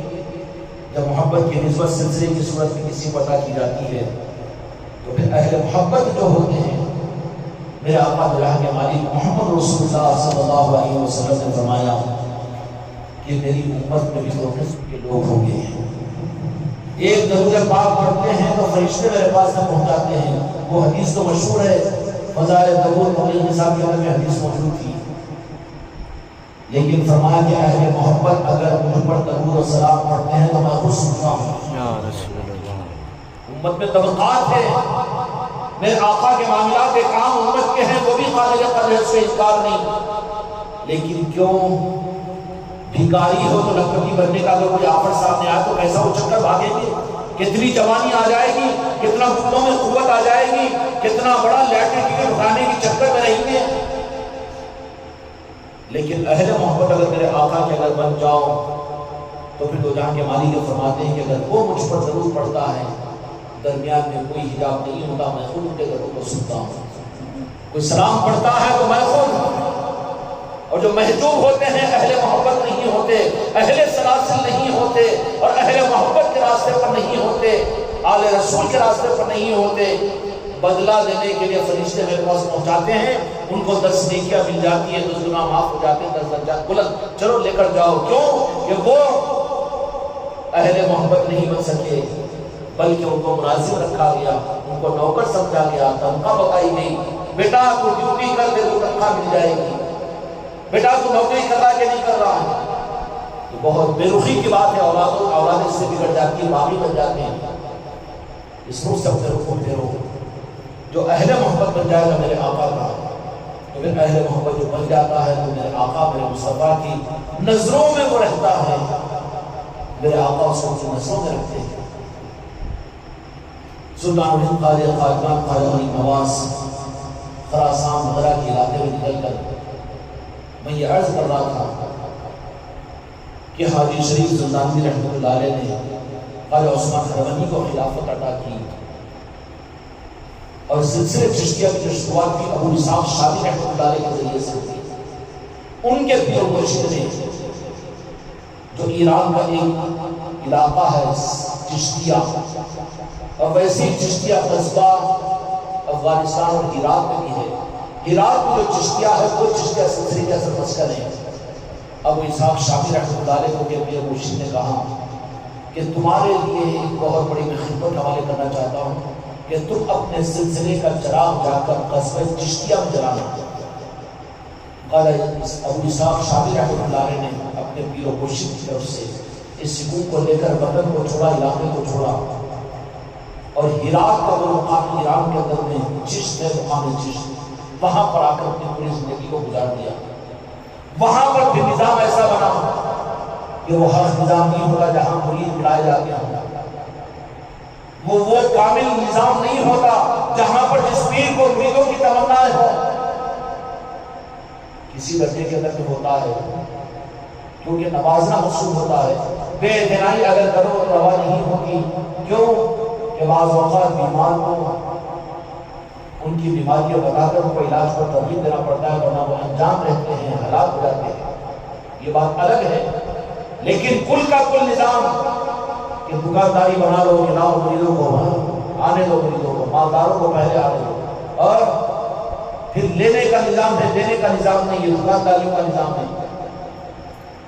ابو اسحاق شامی رحمۃ اللہ علیہ قصبہ چشت کے اندر میں آیا اور مشن کو کھلایا اپنے پیر و مرشد کے منہ سے، وہاں سے سلسلہ آگے بڑھا، وہاں سے سلسلہ آگے بڑھتے بڑھتے بڑھتے حاجی شریف زندانی مولود چشتی تک آیا۔ مولود چشتی کے بعد حاجی شریف زندانی رحمۃ اللہ علیہ ان کو فرمایا کہ قصبہ ہارون کے اندر میں آپ بیٹھ جانا، سرکار ماحول ایسا نہیں ہے نا۔ ارے طریقت کو کیا سمجھا پاگل، خانقاہی اور پیر مریدی کا نظام اور ان کا اذن اور ان کا حکم زمانے اور حالات کے تابع نہیں ہوتا، حالات کو بدلنے والا نظام ہوتا ہے، کیونکہ زمانہ علی کا زمانہ ہے، زمانہ علی کا ہے، زمانہ غوث و خواجہ کا ہے قیامت تک کا۔ اگر وہ تمہیں کسی بات کے اوپر تیار کرتے ہیں تو زمانے کو وہ خود بدلتے ہیں۔ خانقاہ محمدی والے بھی دھوکے میں پڑ جاتے ہیں کہ ہم پہلے اسے تقاضا رکھیں گے، ان کے گھر میں مجلس طے کریں گے، وہ شطرنجی بچھائیں گے، وہ چائے کا انتظام کریں گے، ہم جا کر میلاد کی پارٹی کی طرح سے وہاں پر کچھ کر لیں گے۔ نہیں، یہ مقصد نہیں ہے، اولیاء کا نظام یہ نہیں ہے۔ اولیاء کا نظام تو حق کے دینے کا ہے۔ درخت کے نیچے بیٹھ گئے، درخت کے نیچے، ندی کے کنارے مل گئے، ندی کے کنارے، اور کسی مندر میں بیٹھ گئے، مندر میں، اور کوئی مسجد میں بیٹھ گئے، مسجد میں، اور کہیں پر قبرستان میں کوئی ملے، قبرستان میں، وہ اپنا حق دینے کے نظام میں تو بے نیاز ہوتے ہیں، ظاہری اسباب اور حالات کے پابند نہیں ہوتے۔ اس سال ہم نے رمضان کے بعد اپنے مریدین کو یہ روح دیا، یہ روح دینے کی اس حقیقت کو میرے نواز مریدین نہیں سمجھ سکے۔ جو نظام ابھی تک دیا گیا تھا خانقاہ کے تعارف کے لیے تھا، لیکن اب یہ جو روح ہے حقیقی اولیاء کا، وہ نظام کے جس میں قلب کی بے نیازی کے ساتھ میں، اگر تم ہمارے دیے ہوئے نظام کے ساتھ مجلسیں کر رہے ہو تو سمجھیں گے کہ یہ حضرت کا تصرف ہے، حضرت کا نظام ہے۔ اس کے برخلاف ہم نے اکیلے اگر کہیں پر بھیجا، دونوں کے ساتھ میں بھیجا، اور یہ ہم نے یہ کہا کہ مجلسیں سجانے کی ضرورت نہیں اور مجلسیں لگانے کا انتظام کرنے کی ضرورت نہیں، بلکہ کسی سے بھی سلام کرو، علیہ السلام بھائی آپ کے گھر پر بیٹھ کر ہم پانی پینا چاہتے ہیں۔ کون بیچارہ وہ غریب مسلمان نہیں ہے، کون مسلمان نہیں ہے جو آپ کو پانی نہ پلائے؟ پھر وہاں پر اکیلا میں بیان کر سکتا کہ میں نعت پڑھ سکتا ہے، یہ نعت و بیانوں کا نظام ہے۔ یہ جہاں موقع مل جائے وہ میں کشی کرو، اس سے انکار نہیں ہے، پیالے پیو لاؤ، اس سے کوئی انکار نہیں ہے۔ سما کی محفل ہمارے پاس میں ہوتی ہے، نعتوں کی مجلس سے ہوتی ہے، ہماری مجلسوں میں سب کچھ سجایا جاتا ہے، لیکن تمہارا مزاج بگڑ جائے اور تم نظام یہی سمجھ لو کہ نعت ہو اور بیان ہو اور ذکر ہو، صلاۃ السلام ہو اور یہ ہو، کوئی مجلس نہیں ہے۔ مجلس ہے، وہ مقصد نہیں ہے خانقاہ کا۔ اور یہ اکرام کیا کرتے تھے، آپ نے جا کر ان کو سلام کیا اور آپ کہتا ہوں آپ بیٹھنا چاہ رہے ہیں، بیٹھو بھائی، بہت اچھا۔ اور وہ غریب مسلمان بیچارے کہ جن کو کوئی قریب نہیں کرتا، جو محنت مزدوری کرنے والے ہیں، حمال ہیں، لوہا لوکھڑ چننے والے ہیں، ان کے جسم میں پسینے کی بدبو ہے، تم جا کر ان کو اپنے سینے سے لگایا۔ ہم آپ کی شاہد صاحب آپ کیسے آئے، اور اسد آپ کیسے آئے، عامر تو کیسے آئے؟ بھئی ہم آئے ہیں خانقاہ محمدی سے انتظام طے ہوا ہے کہ اپنے ان بھائیوں کے پاس میں جاؤ جو محنت مزدوری کرتے ہیں، ان کے پاس جا کر یہ نظام طے کا خانقاہ محمدی کا نظام بس خواجہ کا نظام ہے۔ غریب نواز نے یہی کیا، پانی پلایا، لوگوں سے محبتیں کی۔ سمجھا سکو گے نہیں سمجھا؟ اب تم تو تیاری کر کے جا رہے ہو، کانوں میں وہ لگا لیں گے، یہ بیان کروں گا اور وہ نعت پڑھوں گا، یہ نعت سنوں گا اور وہ ویسا ذکر کروں گا، وہ یہ کون سا ہے؟ اگر تم نے اس طریقے سے جا کر کرنا شروع کیا، تم اکیلے گئے، دو آدمی گئے، اور وہاں جانے کے بعد میں ایمان والے تم کو ایسے ملے کہ وہ لوگ بیٹھے اور بیٹھنے کے بعد میں کہیں گے تم ہمارے پاس شہر چھوڑ کر، RCC کا محل چھوڑ کر اور AC کے بنگلے چھوڑ کر تم ہمارے پاس میں آئے ہو، یہ محبتیں تمہیں ہم نے دی ہے، تو پھر ہم تو تمہارے لیے تیار ہے۔ 2 4 5 میں بیٹھے اور بیٹھ کر آپ کی بات کو سنا۔ شروعات کہیں کریں گے خطبے میں سنا پڑھنا، قرآن کی آیتیں پڑھنا اور احادیث کے متن پڑھنا، بخاری اور مسلم کے حوالے دینا، یہ تمہارا کام نہیں ہے۔ تمہارا کام تو گڑھے کھود کر محنت و مزدوری کرنا ہے۔ گڑھے کھودنا ہو تو خبریں کھودنا نہیں ہے، تو گڑھے کھودنے میں خبریں کھودیں گے۔ وہ مسئلہ کہ جماعت مسلمانوں کو تین نشانہ بنائیں گے، یہ نہیں ہے، یہ تو خبریں کھودنا ہے۔ گڑھے کھودنا کام ہے تمہارا اپنی مزدوری کے لیے۔ جائے گئے ان کے پاس میں ہم کو خانقاہ محمدی سے بھیجا گیا، ہمارے دل مرشد کیوں بھیجا گیا ہمارے پاس میں؟ ہاں، غریب اور مسکین مسلمانوں کے پاس میں۔ پھر تو ہم کو پہچان نہیں پہچانے والوں کے پاس میں ہم آئے، اور کیوں آئے؟ یہ پیغام ہے خانقاہ محمدی کا، کر سکتے ہی نہیں کر سکتے۔ اب اس کے بجائے میرے آگے کار میں جا کر اکبر بھائی کو بولے اکبر بھائی وہاں انتظام کرے، مغرب کے بعد میں آؤ، یہ فجر کے بعد میں جاؤ، ان کے اوپر ڈپینڈ کر دیا نظام کو۔ اور تم جا کے کر کے آ رہے تو تمہارے پیر پر تمہارے اوپر نظر ہوگی، لیکن وہ جو چاہا جا رہا ہے اور جس کے جو نظام کیا گیا اس کو تو فیل ہو گیا۔ تم جا کر اگر وہاں پر کرو گے، اکیلے جا کر تو آدمی جا کر وہاں جو لوگ جڑیں گے اور وہاں کے لوگ ان کو سمجھائیں، غریب نواز کا نظام سمجھائے، تمہارے خانقاہ محمدی کا نظام سمجھائے، ان کو طریقہ بتائے، اور وہ سب بتانے کے بعد تم سے یہ بات کہیں کہ خانقاہ محمدی میں یہ روزانہ کے نظام چلتے ہیں، وہاں پر روزانہ کا یہ مسئلہ ہے، اتوار کی دن کس سے ہوتی ہے، اور یہ مستقل سال کے 12 مہینے نظام چلتا ہے۔ آپ بھی تشریف لائی ہوگی، یہاں تک بھی آپ نے لے کر آیا، کام بنا کے نہیں بنا۔ یہ جو بنے گا تو پھر تم کو بھی تو عقیدہ بنے گا کہ نظام غوث و خواجہ کا ہے، نہیں تو تمہارا پھر تم کو بیوقوف بنانا اور تم اپنے کو بیوقوف بنا دے رہے ہو۔ نہیں، حضرت کی بات میں بھروسہ ہے، غوث و خواجہ کا نظام وہ نہیں چلا رہے۔ کیسا چلا رہے؟ مکاری کے پیچھے سے بھی یہ کہتا کہ نہیں ایسا کرے ویسا کرے ویسا کرے، ہم بھی کر رہے ہیں انہوں بھی کر رہے، اس واسطے یہ ہو رہا، مگر خالی نام رکھتے ہیں غوث و خواجہ کا، عقیدہ کہاں بنے گا؟ تو اس چیز سے ہٹ کر اگر ان کے اعتماد کے بھروسے پر اپنی حیثیت اپنی صلاحیت کے بغیر جا کر کام اور نظام کو نظام کے طریقے پر کرو تو پھر تم کو تمہارا عقیدہ بنے گا کہ یقیناً غوث و خواجہ ہی اپنے نظام کو چلاتے ہیں اور یہ ہم سے بھی اس کام کو نظام کو لیا ہے۔ یہ مقصد ہے اس کا مطلب۔ اب تم لوگ اپنے مزاج کے بن چکے ہو، تم کو تمہاری جو سمجھ میں آتا وہی کرنے کے اوپر کہ پہلے اطلاع دیں گے، طے کریں گے، ان کے گھر کے تب ان کے گھر میں، اگر ہو چکا ہوتا تو اب تو سارا معاملہ بن جاتا ہوتا۔ اس لیے میرے بچوں، اولیاء کے نظام کی ترتیب کچھ الگ ہے، اس ترتیب سے اولیاء کا نظام چلے گا، تمہارے پیر کی ترتیب سے نہیں چلے گا۔ پیر بھی چلے گا تو ان کی ترتیب پر چلے تو پیر وہ پیر ہے، ورنہ کان پکڑ کر نکال دیا جائے گا۔ جب پیر کو نکل دیا جا سکتا ہے اور بڑے بڑوں کو نکال دیا جاتا ہے دال میں سے آٹے میں سے بال کی طرح سے، تو میرا وجود کہاں ہے؟ سمجھ میں آئی بات؟ اس لیے میرے بچوں محروم اگر نہ ہونا ہو تو اپنے لیے طے کرو کہ جو کہا جا رہا ہے، جیسا کہا جا رہا ہے، ہمت کر کے تاکہ تم سے حق کا نظام کیا جائے، تم سے کام لیا جائے۔ یہ کیا مزہ ہے کہ خالی پیر سے اور خانقاہ سے لیا جائے؟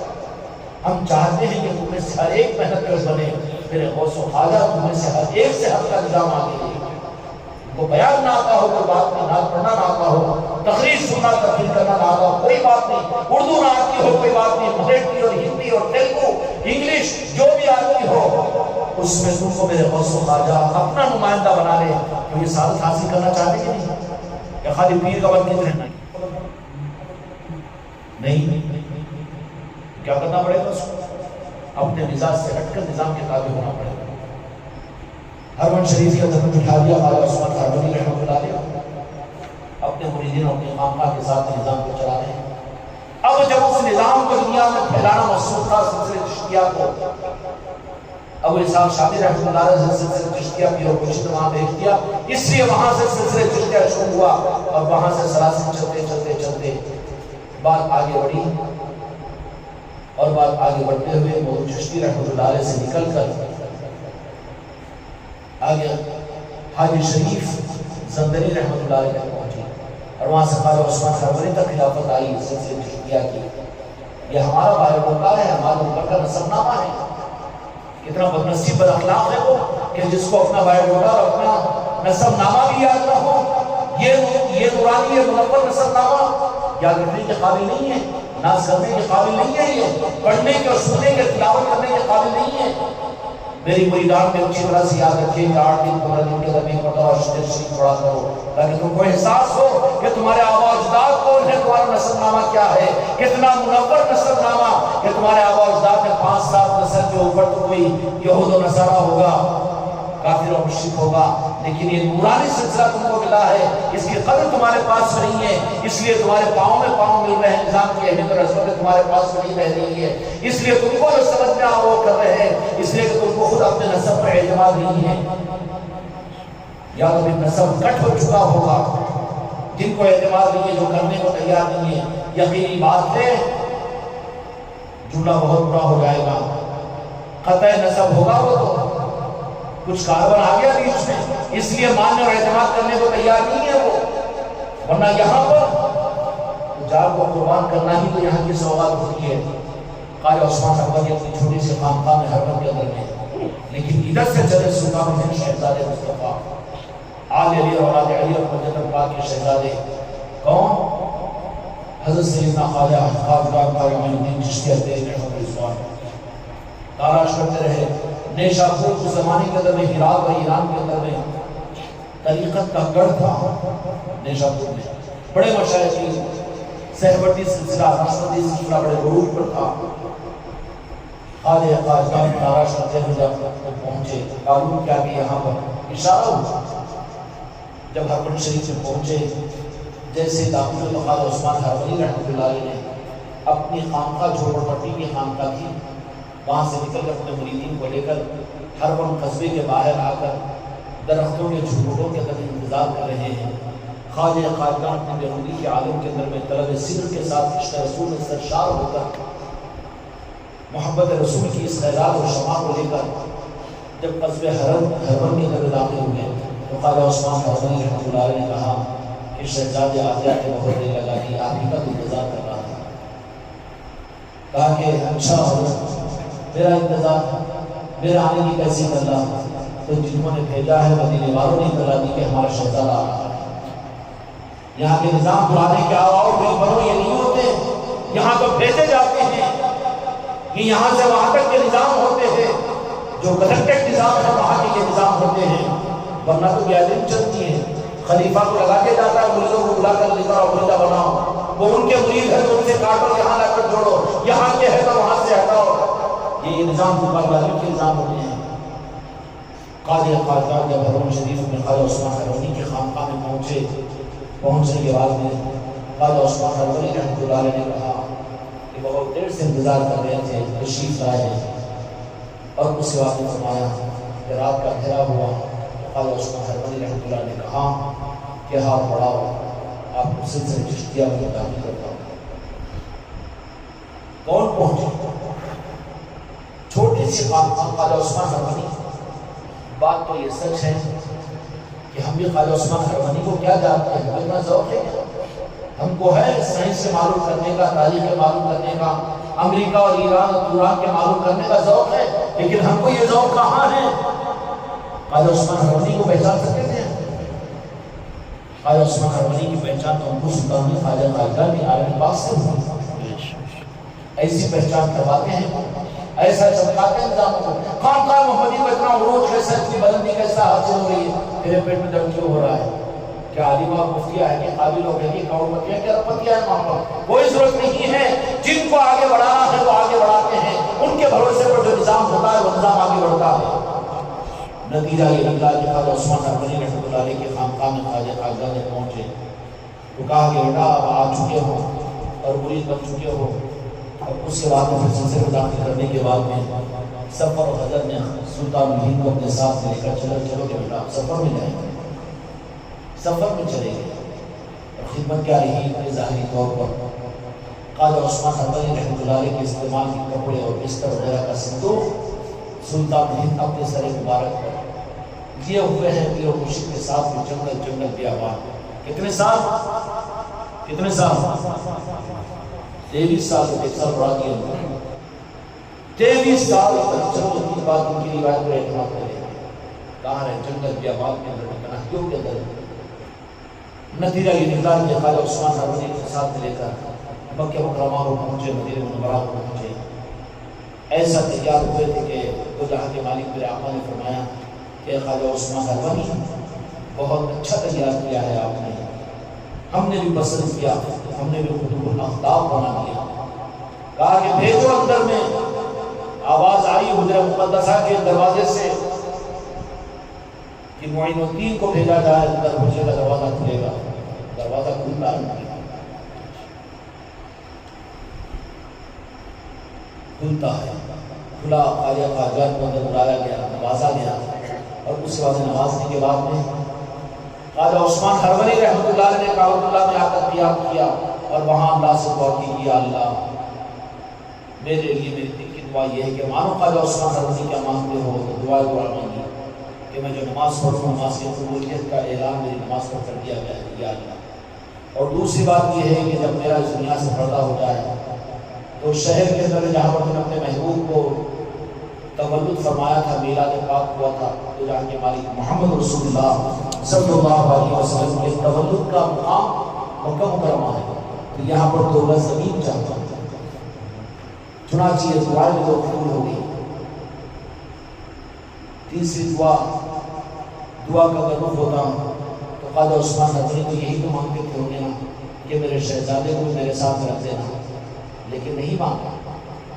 حکم ہوا مدینہ منورہ سے کہ اپنے شہزادے کو ہندوستان کے لیے بھیجو، ہمارے کام کے لیے، ہمارے کام کے لیے۔ چنانچہ جہاں کے مالک میرے آقا کے حکم پر خواجہ عثمان حرونی کے پاس میں آئے اور سلطان کے حکم فرمانے سرکار ایسا ایسا کہ ہندوستان ایک ملک ہے اور اس ملک کے اندر ایک علاقہ بھی شہر ہے اجمیر، اور وہاں پر جانے کا مجھے حکم ہوا ہے۔ تو کہا کہ شہزادے سے کام کے لیے ہمیں تیار کیا جائیے۔ خواجہ عثمان حرونی رحمۃ اللہ علیہ کی اجازت لے کر خواجہ عثمان حرونی رحمۃ اللہ علیہ کو مکہ مکرمہ میں رہ گئے اور وہیں پر آپ کا پردہ ہوا۔ لیکن آپ کا ایک یا دو سفر ہندوستان میں ہوا ہے اور آپ کے مریدین بھی ہندوستان کے اندر موجود تھے۔ پٹنہ اور بہار کے علاقے کے اندر ایک مریدہ کی تھی، مریدہ تھی۔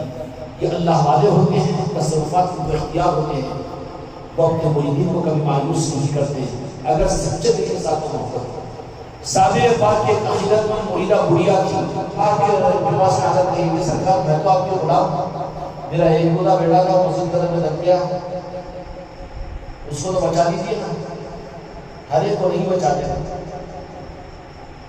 ان کے رابطے ہوتے ہیں۔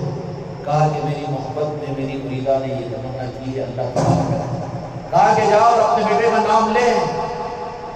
مورخین نے لکھا ہے کدیر شریف کی تاریخ میں آج بھی وہ موجود ہے، اپنوں نے نہیں غیر مسلموں میں لکھا ہے یہ کہ بڑھیا نے روتے ہوئے اپنے بیٹے کا نام لیا تو مسجد کا ملبہ ہوا، اس وجہ سے بیٹا نکل کر آیا۔ کیوں؟ اولیاء کا نظام زندوں کا نظام ہے، زندہ کرنے کا نظام ہے، زندہ رہنے کا نظام ہے، یہ مردوں کا نظام نہیں ہے۔ وہ مردے ہیں جو اس نظام کو مردہ کہ یہ اینٹوں پتھر کے آستانے بنے ہوتے ہیں، نعوذ باللہ لا باللہ، یہ کیسا زندے رہتے ہیں؟ قرآن پر ایمان نہیں ہے تیرا؟ میرے غوث و خواجہ کو تو مردہ کہتا ہے، لا باللہ تو مردہ ہے، حرام ہے تو، سپر کی موت مرے گا، کتے کی موت کرے گا۔ اولیاء کو بلا تقولوا لمن يقتل في سبيل الله اموات احياء ولكن لا تشعرون، خبردار ان کو مردہ مت کہو، وہ زندہ ہے۔ رب کہتا ہے قرآن میں، شرم نہیں آتی مجھے کہ اولیاء کو تو مردے کہتا ہے۔ سفید مال اڑ کر بولتے نہیں، وہ اچک اچک کر بیوقوف بناتے ہیں کہ اولیاء ہے، قبر میں کہاں سے ہوتے ہیں زندے۔ بہت دیر ہوئی لیکن دیکھو ظاہر کر دو، کام آ جائے گا آپ کو، کام آ جائے گا۔ اولیاء کو اللہ تبارک و تعالیٰ نے انبیاء اکرام علیہ السلام قابل تعظیم ہیں، عقیدے میں ہمارے داخل ہے، صدیقین بھی عقیدے میں داخل ہے، شہداء بھی عقیدے میں داخل ہے نا؟ پھر اولیاء داخل کیوں نہیں؟ کیونکہ اولیاء ہر زمانے میں رہیں گے قیامت تک، اس لیے عداوت ان سے ہے، اگر ان سے جڑیں گے تو ہاتھ کھلے گا ان کو، اس لیے انہوں نے اولیاء سے کاٹا ہے، اولیاء سے کاٹا ہے، وہ زندہ ہے۔ اس لیے تو جہاں کے مالک میرے آقا نے معراج شریف کے موقع پر حضرت موسیٰ علیہ السلام کو اپنے قبر میں نماز پڑھتا ہوا دیکھا، انکار نہیں کر سکتے، سیرت حلیہ میں روایت موجود ہے، حدیث کی کتابوں میں بھی۔ حضرت عیسیٰ علیہ السلام کو دیکھا اور تمام نبیوں نے آ کر بیت المقدس کے اندر میرے مصطفیٰ کے پیچھے میں جس موضوع کی نماز پڑھی، مانی ہے؟ نہیں مانی۔ صدیقین، شہداء، شہید کے بارے میں آتا ہے کہ اس کو شہادت کا مقام اللہ تعالیٰ دیتا ہے، وہ قدر اپنوں کے زمین پر گرنے سے پہلے اللہ تبارک و تعالیٰ اس کی بخشش کرتا ہے، جنت میں پہنچا دیتا ہے۔ اور شہداء جنت میں سبز پرندوں کے مانی وہ جنت میں مزے اڑاتے رہیں گے، ان کو رزق دیا جاتا ہے، یرزقون فرمایا قرآن مجید میں۔ عقیدے سے بہت دور ہونا کی قوت عقیدے کے نام پر، شہید کیسا زندہ، اولیاء کیسا زندہ، کتنے بحث کرتے بے وقوف ہیں، کتنا قرآن کے خلاف میں عقیدہ جا رہا ہے۔ صدیقین، شہداء، انبیاء، لیکن اولیاء اکرام کے بارے میں خاصیت ہے کہ زندہ نہیں ہیں بلکہ یہ زندوں کی مدد بھی کرتے ہیں، اور زندوں کے سامنے آمنے سامنے آنے کا بھی اللہ تصرف دیتا ہے۔ وہ ہزاروں برس بھی اپنے اس دنیا سے جا کر انہیں ہو جائے، لیکن واللہ خدا کی قسم غوث و خواجہ آج بھی زندہ ہے۔ اگر وہ زندے اگر زندہ ہوتے ہیں تو زندوں سے زندے ملتے ہیں، مردوں کو زندے کیوں ملیں گے؟ غوث و خواجہ کیسے ملتے تھے، ان کی بشارت کیسی ہوتی، ان کی بات کیسی ہوتی؟ جو مردہ ہے، مردے سے زندہ کر کے فائدہ کیا؟ تو مردہ ہے بولے، تو پھر زندوں سے زندوں کو ملنے کے لیے، اولیاء سے اولیاء کو ملنے کے لیے تو زندہ ہونا چاہیے نا۔ تیرا ایمان، تیرا عقیدہ تو مر چکا ہے، مردوں سے زندہ کیوں ملیں گے؟ جو زندہ ہوتے ہیں ضرور برابر اپنی آنکھ سے، اپنی اولاد سے اور اپنے نسبت والوں سے ضرور ملتے ہیں، وہ اللہ نے اختیار میں اعلان کیا۔ اور یہ خاصیت اولیاء کو کیوں؟ یہ عرض کرنا چاہ رہا ہوں، انبیاء مقام تو اونچے ہیں، لیکن انبیاء کے بارے میں احادیث میں اتنا مشہور نہیں ہے کہ انبیاء نے آ کر دنیا میں جسم و روح کے ساتھ لوگوں سے ملاقاتیں کی۔ وہ حضرت خضر علیہ السلام نے، اور اسی طریقے سے حضرت عزیر علیہ السلام نے احادیث میں، حضرت عیسیٰ علیہ السلام ہیں اٹھا لیے گئے ہیں، قیامت کے وقت پر وہ نازل ہوں گے، دنیا میں آئیں گے، وہ حضرت خضر علیہ السلام کا جو احادیث میں ہے۔ لیکن اولیاء اللہ تبارک و تعالیٰ ان کو وہ زندگی عطا کرتا ہے جسم و روح کے ساتھ میں، اس لیے کہ ان کو اپنے محبوب کی امت کی خدمت اور دین کی خدمت کے لیے ان کے ذریعے سے نظام کو چلانا ہے۔ اس لیے اولیاء چاہے غوث الاعظم ہو کہ جنید بغدادی رضی اللہ عنہ ہو، چاہے سید سکتی ہو کہ خواجہ حسن بصری ہو، کہ امام جعفر صادق علیہ السلام ہو، کہ امام حسن اور امام حسین علیہ السلام کی ذاتیں ہوں، اللہ نے ان کو زندہ رکھا ہے اور ایسی زندگی عطا فرمائی جیسے تمہاری میری زندگی، یہ تو ان کے پیروں پر قربان ہو، لیکن اس سے اعلیٰ زندگی ہے کہ وہ مدینے کی خیرات دے سکتے ہیں اور وہ عرش الہی پر پہنچا سکتے ہیں۔ ان کا کام دنیا کا سونا بانٹنا، چاندی بانٹنا، دوا دارو چلانا، اولاد یہ دینا ہی نہیں ہے، بلکہ ان کا کام تو مدینے کی خیرات تقسیم کرنا ہوتا ہے۔ اس کام کے لیے ان کو اللہ تعالیٰ نے زندہ رکھا۔ اولیاء زندہ ہیں اور ایسے زندگی جیسے بظاہر بے ادبی نہیں، مستقیم انبیاء کو دیا تو انبیاء کو اللہ تعالیٰ نے حیات دی کہ اللہ نے زمین پر حرام کر دیا کہ اولیاء کے جسموں کو کھائے۔ بے شک آقا کی حدیث ہے، انبیاء اپنے قبروں میں زندہ ہے، لیکن یہ رخ احادیث میں یا تاریخ میں نہیں ملتا کہ ان انبیاء اکرام علیہ السلام کو ہر کس و ناقص کے پاس میں جسم و روح کے بھیجا ہوں۔ یہ خاصیت قربان جائے میرے مصطفیٰ کے نالے پاک کے، یہ خیرات میرے مصطفیٰ کو اللہ نے اپنے محبوب کے صدقے میں میرے آقا کی امت کے آل رسول اور اولیاء کو عطا فرمائی ہے کہ وہ ہزاروں برس کے بعد میں بھی میں جسم و روح کے ساتھ میں جن کے پاس میں چاہتے ہیں وہ جاتے ہیں، کہ چاہے وہ خانقاہ محمدی ہو، کہ لاہور ہو، کہ یوگانڈا ہو، کہ وہاں مصر کے شام ہو، کہ سعودیہ ہو، مدینہ پاک ہو، کہ مسجد نبوی ہو، اللہ نے ان کے تصرفات عطا فرمائے کہ اللہ تعالیٰ ان کو میں جس روح کے بھیجتا ہے۔ یہ خاصیت تقابل تو نہیں کریں گے، نبی تو نبی ہیں، لیکن اولیاء کو اس کے کام لینا ہے، اس کے لیے روح اللہ تبارک و تعالیٰ نے میرے آقا کی امت کے اولیاء کو عطا فرمایا۔ کون سا عطا فرمایا؟ غوث الاعظم دنیا کے جس کونے میں چاہتے ہیں پہنچ جاتے ہیں، جس صورت میں جاتے ہیں پہنچ جاتے ہیں۔ علامہ اقبال کو جانتے کہ نہیں جانتے ہیں؟ پہچانتے ہیں؟ علامہ اقبال تھوڑے پڑھے لکھے لوگ تو پہچانتے ہیں۔ ان کی ایک مشہور کتاب میں ان کا ایک ذوق کا ایک واقعہ لکھا ہوا ہے کہ ان کا جو خادم تھا اس نے یہ کہا کہ ایک رات میں 3:30 بجے گزر آئے اور لسی کا مطالبہ کیا۔ واقعہ آپ نے سنا ہوگا خانقاہ کے اندر میں، تو اپنے خادم کو کہا، خادم نے پیروں پکڑ کہا کہ سرکار وہ کون تھے، ایسا معاملہ کیسے ہو کہ لسی مل گئی اور لسی پی کر وہ چلے گئے، جبکہ وہ ٹائم پر لسی ملنا اور پھر وہ غریب وہ دکان کا ہونا، رات میں سب کچھ ہوا، وہ معاملہ کیا ہے؟ تو کہا کہ علامہ اقبال نے کہا کہ اے خادم، میرے خادم خاص میرا حق ہے کہ میں راز بتاتا ہوں، اگر کوئی پیر راز بتائے تو راز رکھنا، اس کو فاش نہیں کرنا۔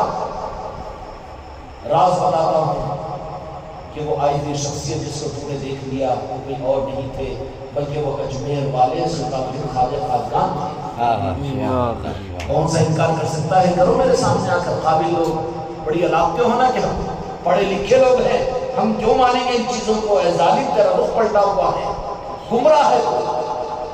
علامہ اقبال نے کہا کہ وہ خواجہ خواجگان سلطان الہند تھے، تو کہا کہ وہ دکان دوسرے دن جا کر دیکھا وہاں لسی کی دکان ہے نا، کوئی بنانے والے ہیں، تو کہا کہ اگر لسی کی دکان لگائے تھے تو خواجہ جی کی خدمت کے لیے علی ہجوری لاہوری رحمۃ اللہ علیہ ہمارے عادل آباد کے اندر میں کتنے لوگوں نے راجن شاہ ولی کو نظر سے نہیں دیکھا، اور تم لوگ بھی نہیں دیکھے ہوں گے، یہ پہچاننا الگ مشکل بات ہے۔ دل ہی میں میل ہے تو کیا دل کے میل کے ساتھ میں کیا جلووں کو پہچان سکو گے، کیا دیکھ سکو گے؟ اندھے بن کر ہو، زندے تو زندوں کو نظر آئیں گے، زندے مردوں کو تھوڑی پر نظر آتے ہیں۔ اس لیے زندہ بننا پڑتا ہے، نسبتوں کو قائم کرنا پڑتا ہے. تب تم کو ارے پیر کا جلوے میں وہ کیسا نظر آتے تھے، یہ کیسا نظر، یہ غلو ہے چل رہا ہے ان کا. بیٹے بات عقیدہ بول رہے تھے چیخ چیخ کر ممبروں پر سے، یہ کہے گا خدا موسی کا نظام، مشرق کا نظام، وہ کیسا ہوتا ہے، یہ کیسا ہوتا ہے. معلوم کیا تم مردہ ہے. زندے تو زندوں کو ملتے ہیں. تم زندہ، میں زندہ، تو میں تم کو پہچانا، تم میرے کو پہچان دینا. جا کے مردے کے گلے ملو تو شاہی صاحب کیا کرتا ہوں، اگر ذرا سا بھی حرکت کرا تو فضول کے دم چھوڑ دیتا. زندے زندوں سے ملتے ہیں، تیرے سے ملتے ہیں. مردہ ہے تو میرا آخرہ مردہ ہے. تو میرے آقا کو نعوذ اللہ چلے گئے، بولے گا یا رسول اللہ، بولے تو تیار نہیں ہے. غوث و خواجہ کو نہیں یاد کرنا اس لیے وہ حاضر نہیں ہے، ناظر نہیں ہے کہتا ہے. تو مردہ ہے ان کی نظر میں. وہ زندہ تیرے مردے سے ملیں گے. تو مر جا، تیرا باپ مر جا، نہیں مل سکتے. اور جو زندہ ہوتے ہیں خدا کی قسم، جو ان کا شہزادہ ہوتا ہے اور ان کی آل ہوتی ہے، وہ ان سے ملتے بھی ہیں، بات بھی کرتے ہیں، سب کچھ. ایسا کیسا ہوتا جی؟ وہ اچھل اچھل کے وہ ایسا بولتے رہے مریدوں کو کیا ہوا ہے، تو مردہ ہے، کیا کریں گے؟ زندے زندوں سے ملتے ہیں. اگر زندوں سے ملنا ہے میرے اولیاء سے، وہ زندہ بننے کی کوشش کرو. خیرات مانگو محی الدین غوث اعظم کی چوکٹ پر کہ ہمیں روح عطا فرمائیے، ہم کو زندہ کریے. جب وہ زندہ کریں گے تو پھر یہ زندے جو ہے نا اولیاء، ناظرین شبلی ہو کے تاج الاولیاء ہو، سابر پاک ہو کے سلطان کے ہو، خواجہ معین الدین چشتی اجمیری رہے. کتنے واقعات اولیاء کے آپ نہیں جانتے ہوں گے کہ میں جس مرحوم کے انہوں نے لوگوں سے ملاقاتیں کی. ابھی علامہ اقبال کا سنا دیا، راجن شبلی کا بھی تو سنایا نا. کتنے لوگ ہیں ان کو دیکھنے والے، تاج الاولیاء کو دیکھنے والے ہیں. اللہ تعالیٰ ان کو یہ چیز، یہ تصرف کیوں عطا فرماتا ہے؟ مگر ملتے کس سے ہیں؟ یہ بدعقیدے سے جو مردہ ہے اس سے ملے گی. زندے زندہ کس سے ملتے تھے؟ زندوں سے نا. اگر زندوں سے ملنا ہے تو تجھے بھی زندہ بننا پڑے گا. مردہ ہونے کا ثبوت دے دیا عقیدت میں، یا رسول اللہ نہیں کہنا، وہ حاضر و ناظر ہے کہ وہ ہے. بیٹا بدعقیدہ مردہ ہو گیا تو تیرا ایمان مردہ ہو گیا. اب وہ میرے اولیاء زندہ ملیں گے. اولیاء تو زندوں، چونکہ وہ زندے ہیں تو زندوں سے ملتے ہیں. کس سے ملتے ہیں؟ زندوں سے. اگر ان اولیاء سے مجھے ملنا ہے تو تو بھی کوشش کر کے ان کے قدموں پہ بھیک مانگ اپنی زندگی کی حیات کی، تو پھر وہ تجھے وہ دن دور نہیں کہ وہ خود روبرو ملاقات کریں گے. کیا کریں گے؟ روبرو ملاقات کریں گے. اچھا وہ دل بھی جائے گا تجھے پہچاننا کہاں آئے گا؟ اس لیے کہ تیرے دل کے اوپر تو شک و شبہات کے پردے پڑے ہوئے ہیں. اب اکبر بھائی چمنقیبت پڑھ رہے تھے ہوں گے تو کتنوں کے دلوں کے اندر میں حرکتیں بند ہو رہی تھی ہوں گی. جلوہ پیر میں جلوہ مصطفیٰ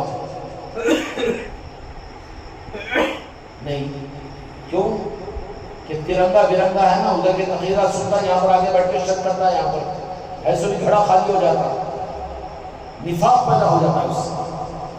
غوث الاعظم گرانے پہ دعویٰ کوئی دوسرا نہیں کر سکتا اتنا بڑا، لیکن غوث الاعظم نے یہ دعویٰ کیا آپ کو حق ہے. آج بھی ان کی تعلیمات میں لکھا ہوا ہے کہ میں عبد القادر نہیں بلکہ میں ہی محمد ہوں صلی اللہ علیہ وسلم.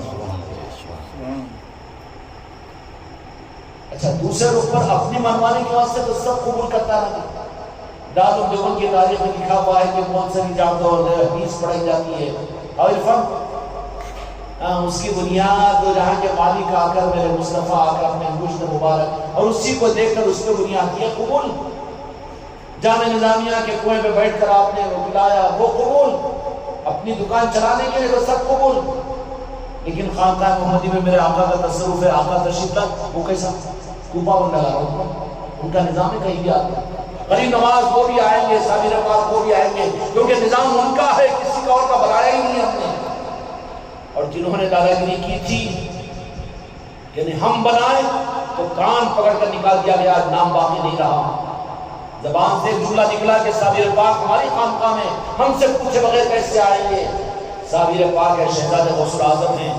آگے اچھا اتنی حماقت، اب تم نہیں رہو گے 3 مہینے کے اندر یہاں پر. 3 مہینے کا 3 سال ہو گیا، اللہ باپ کو بھول جانا پڑا.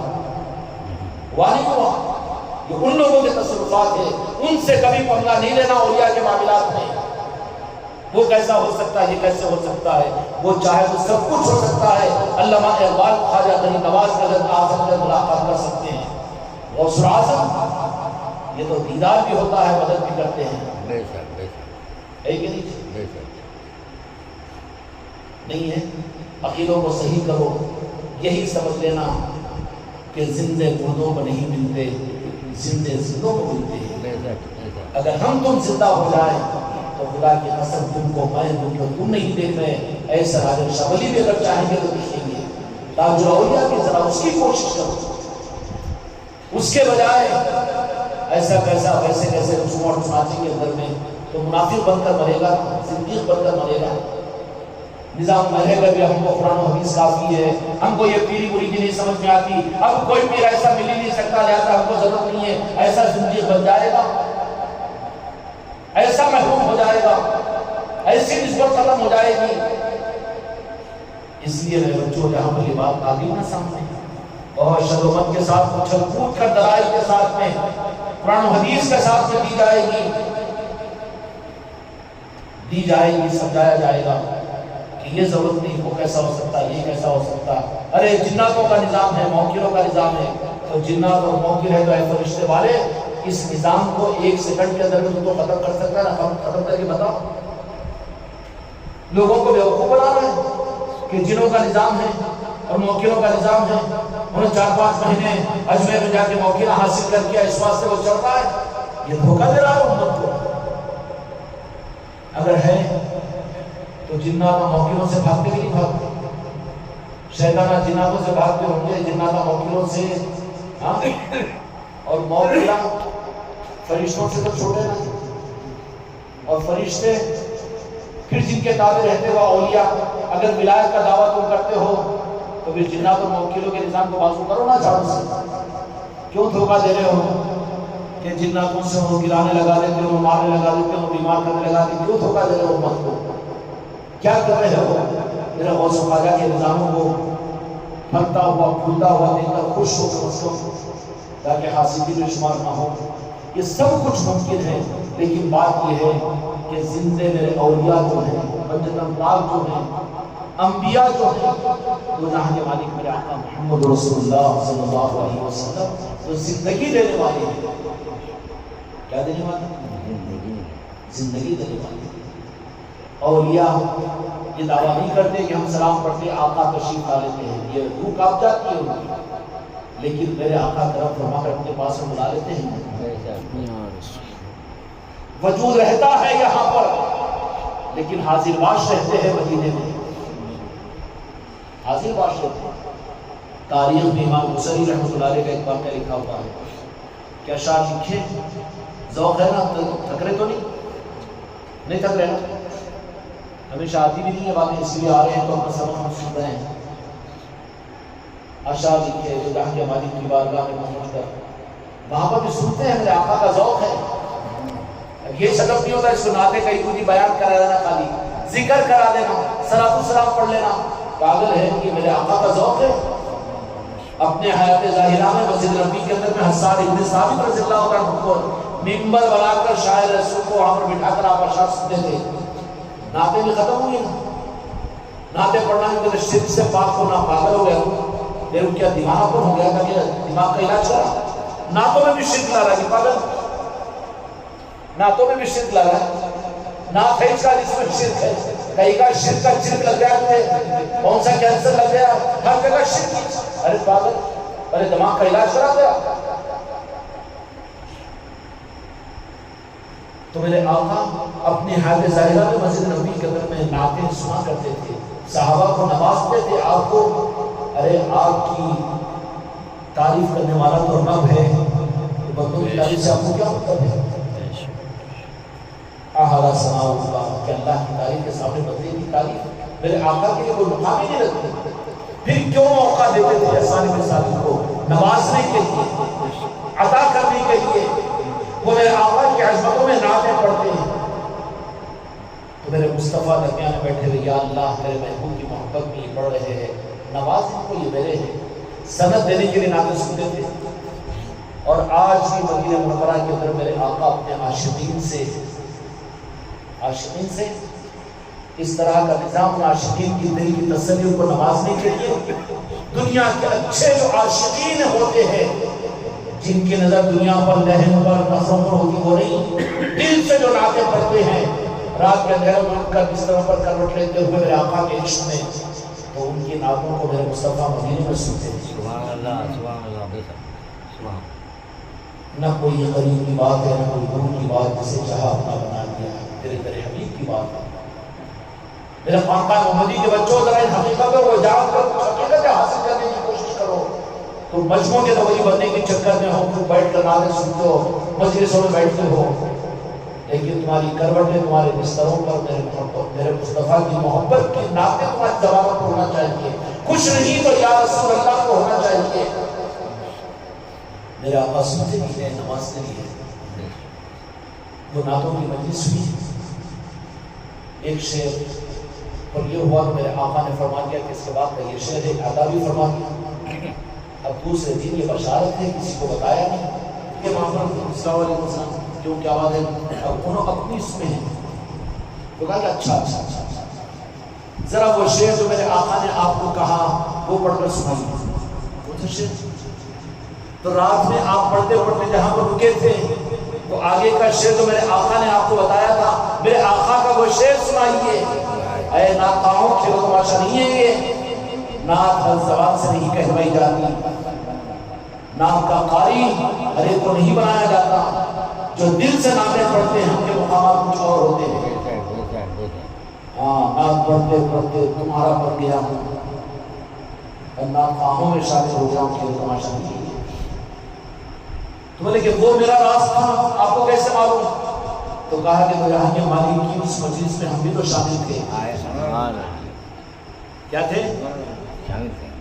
دارالعلوم دیوبند سے ثابت ہو گیا کہ دارالعلوم دیوبند میں تو جہاں کے مالک آئے مانتے تمہارا عقیدہ تم نے بنایا اپنی دکان کے چلانے کے لیے، اور یہ فقیر اور مسکین اور یہ آل علی اور اولاد علی کا پیر اور مرید میرے آقا کی مجلس میں پہنچ سکتا ہے، میرے آقا اس کو بلاتے ہیں۔ اب تو شک نہیں رہے گا، اب تو شک نہیں رہے گا، گمراہیت کا ماحول ہے، آگ چل رہی ہے۔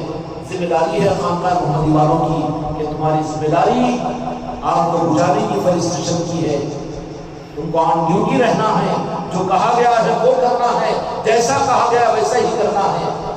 خواجہ عثمان حربری رحمۃ اللہ علیہ اپنے ساتھ لے گئے، مدینہ منورہ سے روانہ فرما دیا، اور جب ہندوستان کو اپنے شہزادے کی خیریت کے تشریف لائے تو یہاں پر بھی آپ کے کچھ مریدین بنے، یہاں تشریف لائے، آپ کے پاس مریدین بھی بنے، ان میں سے مریدہ بھی نہیں پڑھنا کے علاقے کے اندر۔ ایک مرتبہ حضرت کے پاس پہنچے کہ سرکار آپ نے تو مکہ مکرمہ میں اپنے مثال کی دعا اللہ سے مانگی اور اللہ تعالیٰ نے قبول کر لیا، آپ تو وہاں پردہ ہو جائیں گے، لیکن میری تمنا یہ ہے کہ ہندوستان کو اپنے حکم میں کریں۔ تو خواجہ عثمان حربری رحمۃ اللہ نے کہا کہ بیٹی فکر کیوں کر رہی ہے، تیری دعا کو اللہ سے قبول کروا لیں گے، وہاں بھی رہیں گے یہاں بھی رہیں گے۔ سبحان اللہ۔ آج بھی خواجہ عثمان حربری رحمۃ اللہ علیہ کا آستانہ اور آپ کا دربار پٹنہ کے علاقے میں موجود ہے، وہاں پر عرس ہوتا ہے۔ اس مریدہ کی چاہت کو لوگوں نے دیکھا، خواجہ عثمان حربری رحمۃ اللہ علیہ تشریف لائے، اس آستانے کے اندر موجود ہے، ان کا تصرف ہے۔ حالات ایسے تھے کہ آپ کا آستانہ تھا، میں درس میں تفصیل بیان کیا ہے، 1923 تک تو وہ آستانہ موجود تھا جنت مولا کے سامنے۔ ایک حسین پیارے سے شیخ ہونا کہ وہاں پر آستانہ پر موجود تھا، وہ زیارت کے لیے فاتحہ کے لیے پہنچتے بھی تھے وہاں پر، لیکن اس کو ان کو دشمن اس سے تھے، زندوں کو سلامہ کرتے ہیں اور اللہ والوں کی بے ادبیاں کرتے ہیں۔ امریکہ کو سلوٹ اور جنت البقیع کے آستانوں کو منہدم کرنا، یہی پہچان ہے وہابیوں کی۔ ختم کیا انہوں نے، ختم تو کیا کر سکو گے؟ ہندوستان کا آستانہ موجود ہے، اور سب سے بڑا آستانہ تو سلطان الہند کا ہے، جہاں پر روزانہ چراغی کی دعا میں سلطان الہند کی اپنی بارگاہ میں خواجہ عثمان حربری رحمۃ اللہ علیہ کا نام لینے لگواتے ہیں۔ وہاں کیا بلکہ خانقاہ محمدی میں بھی خواجہ عثمان حربری کا نام لیا جاتا ہے۔ وہ زندہ ہے، زندوں کا نظام ہے، وہ کہاں مرتے ہیں، وہ تو زندوں کو نظر آتے ہیں، زندہ نظام ہے ان کا، اس لیے ہر ولی ان کا شجرہ زندہ ہے، ہر ولی کا نام دنیا میں زندہ ہے، اس لیے کہ وہ لوگ زندہ ہیں۔ سمجھ میں آ گیا اولیاء کی زندگی کیسی ہوتی ہے۔ اللہ ہم کو بھی زندگی عطا فرمائے. خانقاہ محمدی کا نظام زندہ رکھنے کا نظام ہے. زندوں کی نظر پڑے گی وہ ہمارا علاج کریں گے, زندگی عطا کریں گے. اور زندگی اگر عطا ہوگی نا, حرکت پیدا ہوگی تو پھر برکت اپنی نظروں سے دیکھیں گے. شک ختم ہو جائے گا. یا غریب نواز کہیں گے نظروں کے سامنے نظام کھل جائے گا. یا صابر اقبال کہیں گے ان کا نظام نظروں کے سامنے کھل جائے گا. یا غوث الاعظم کہیں گے ان کا نظام کھل جائے گا. ملے گا کہ نہیں ملے گا؟ ملے گا کہ نہیں؟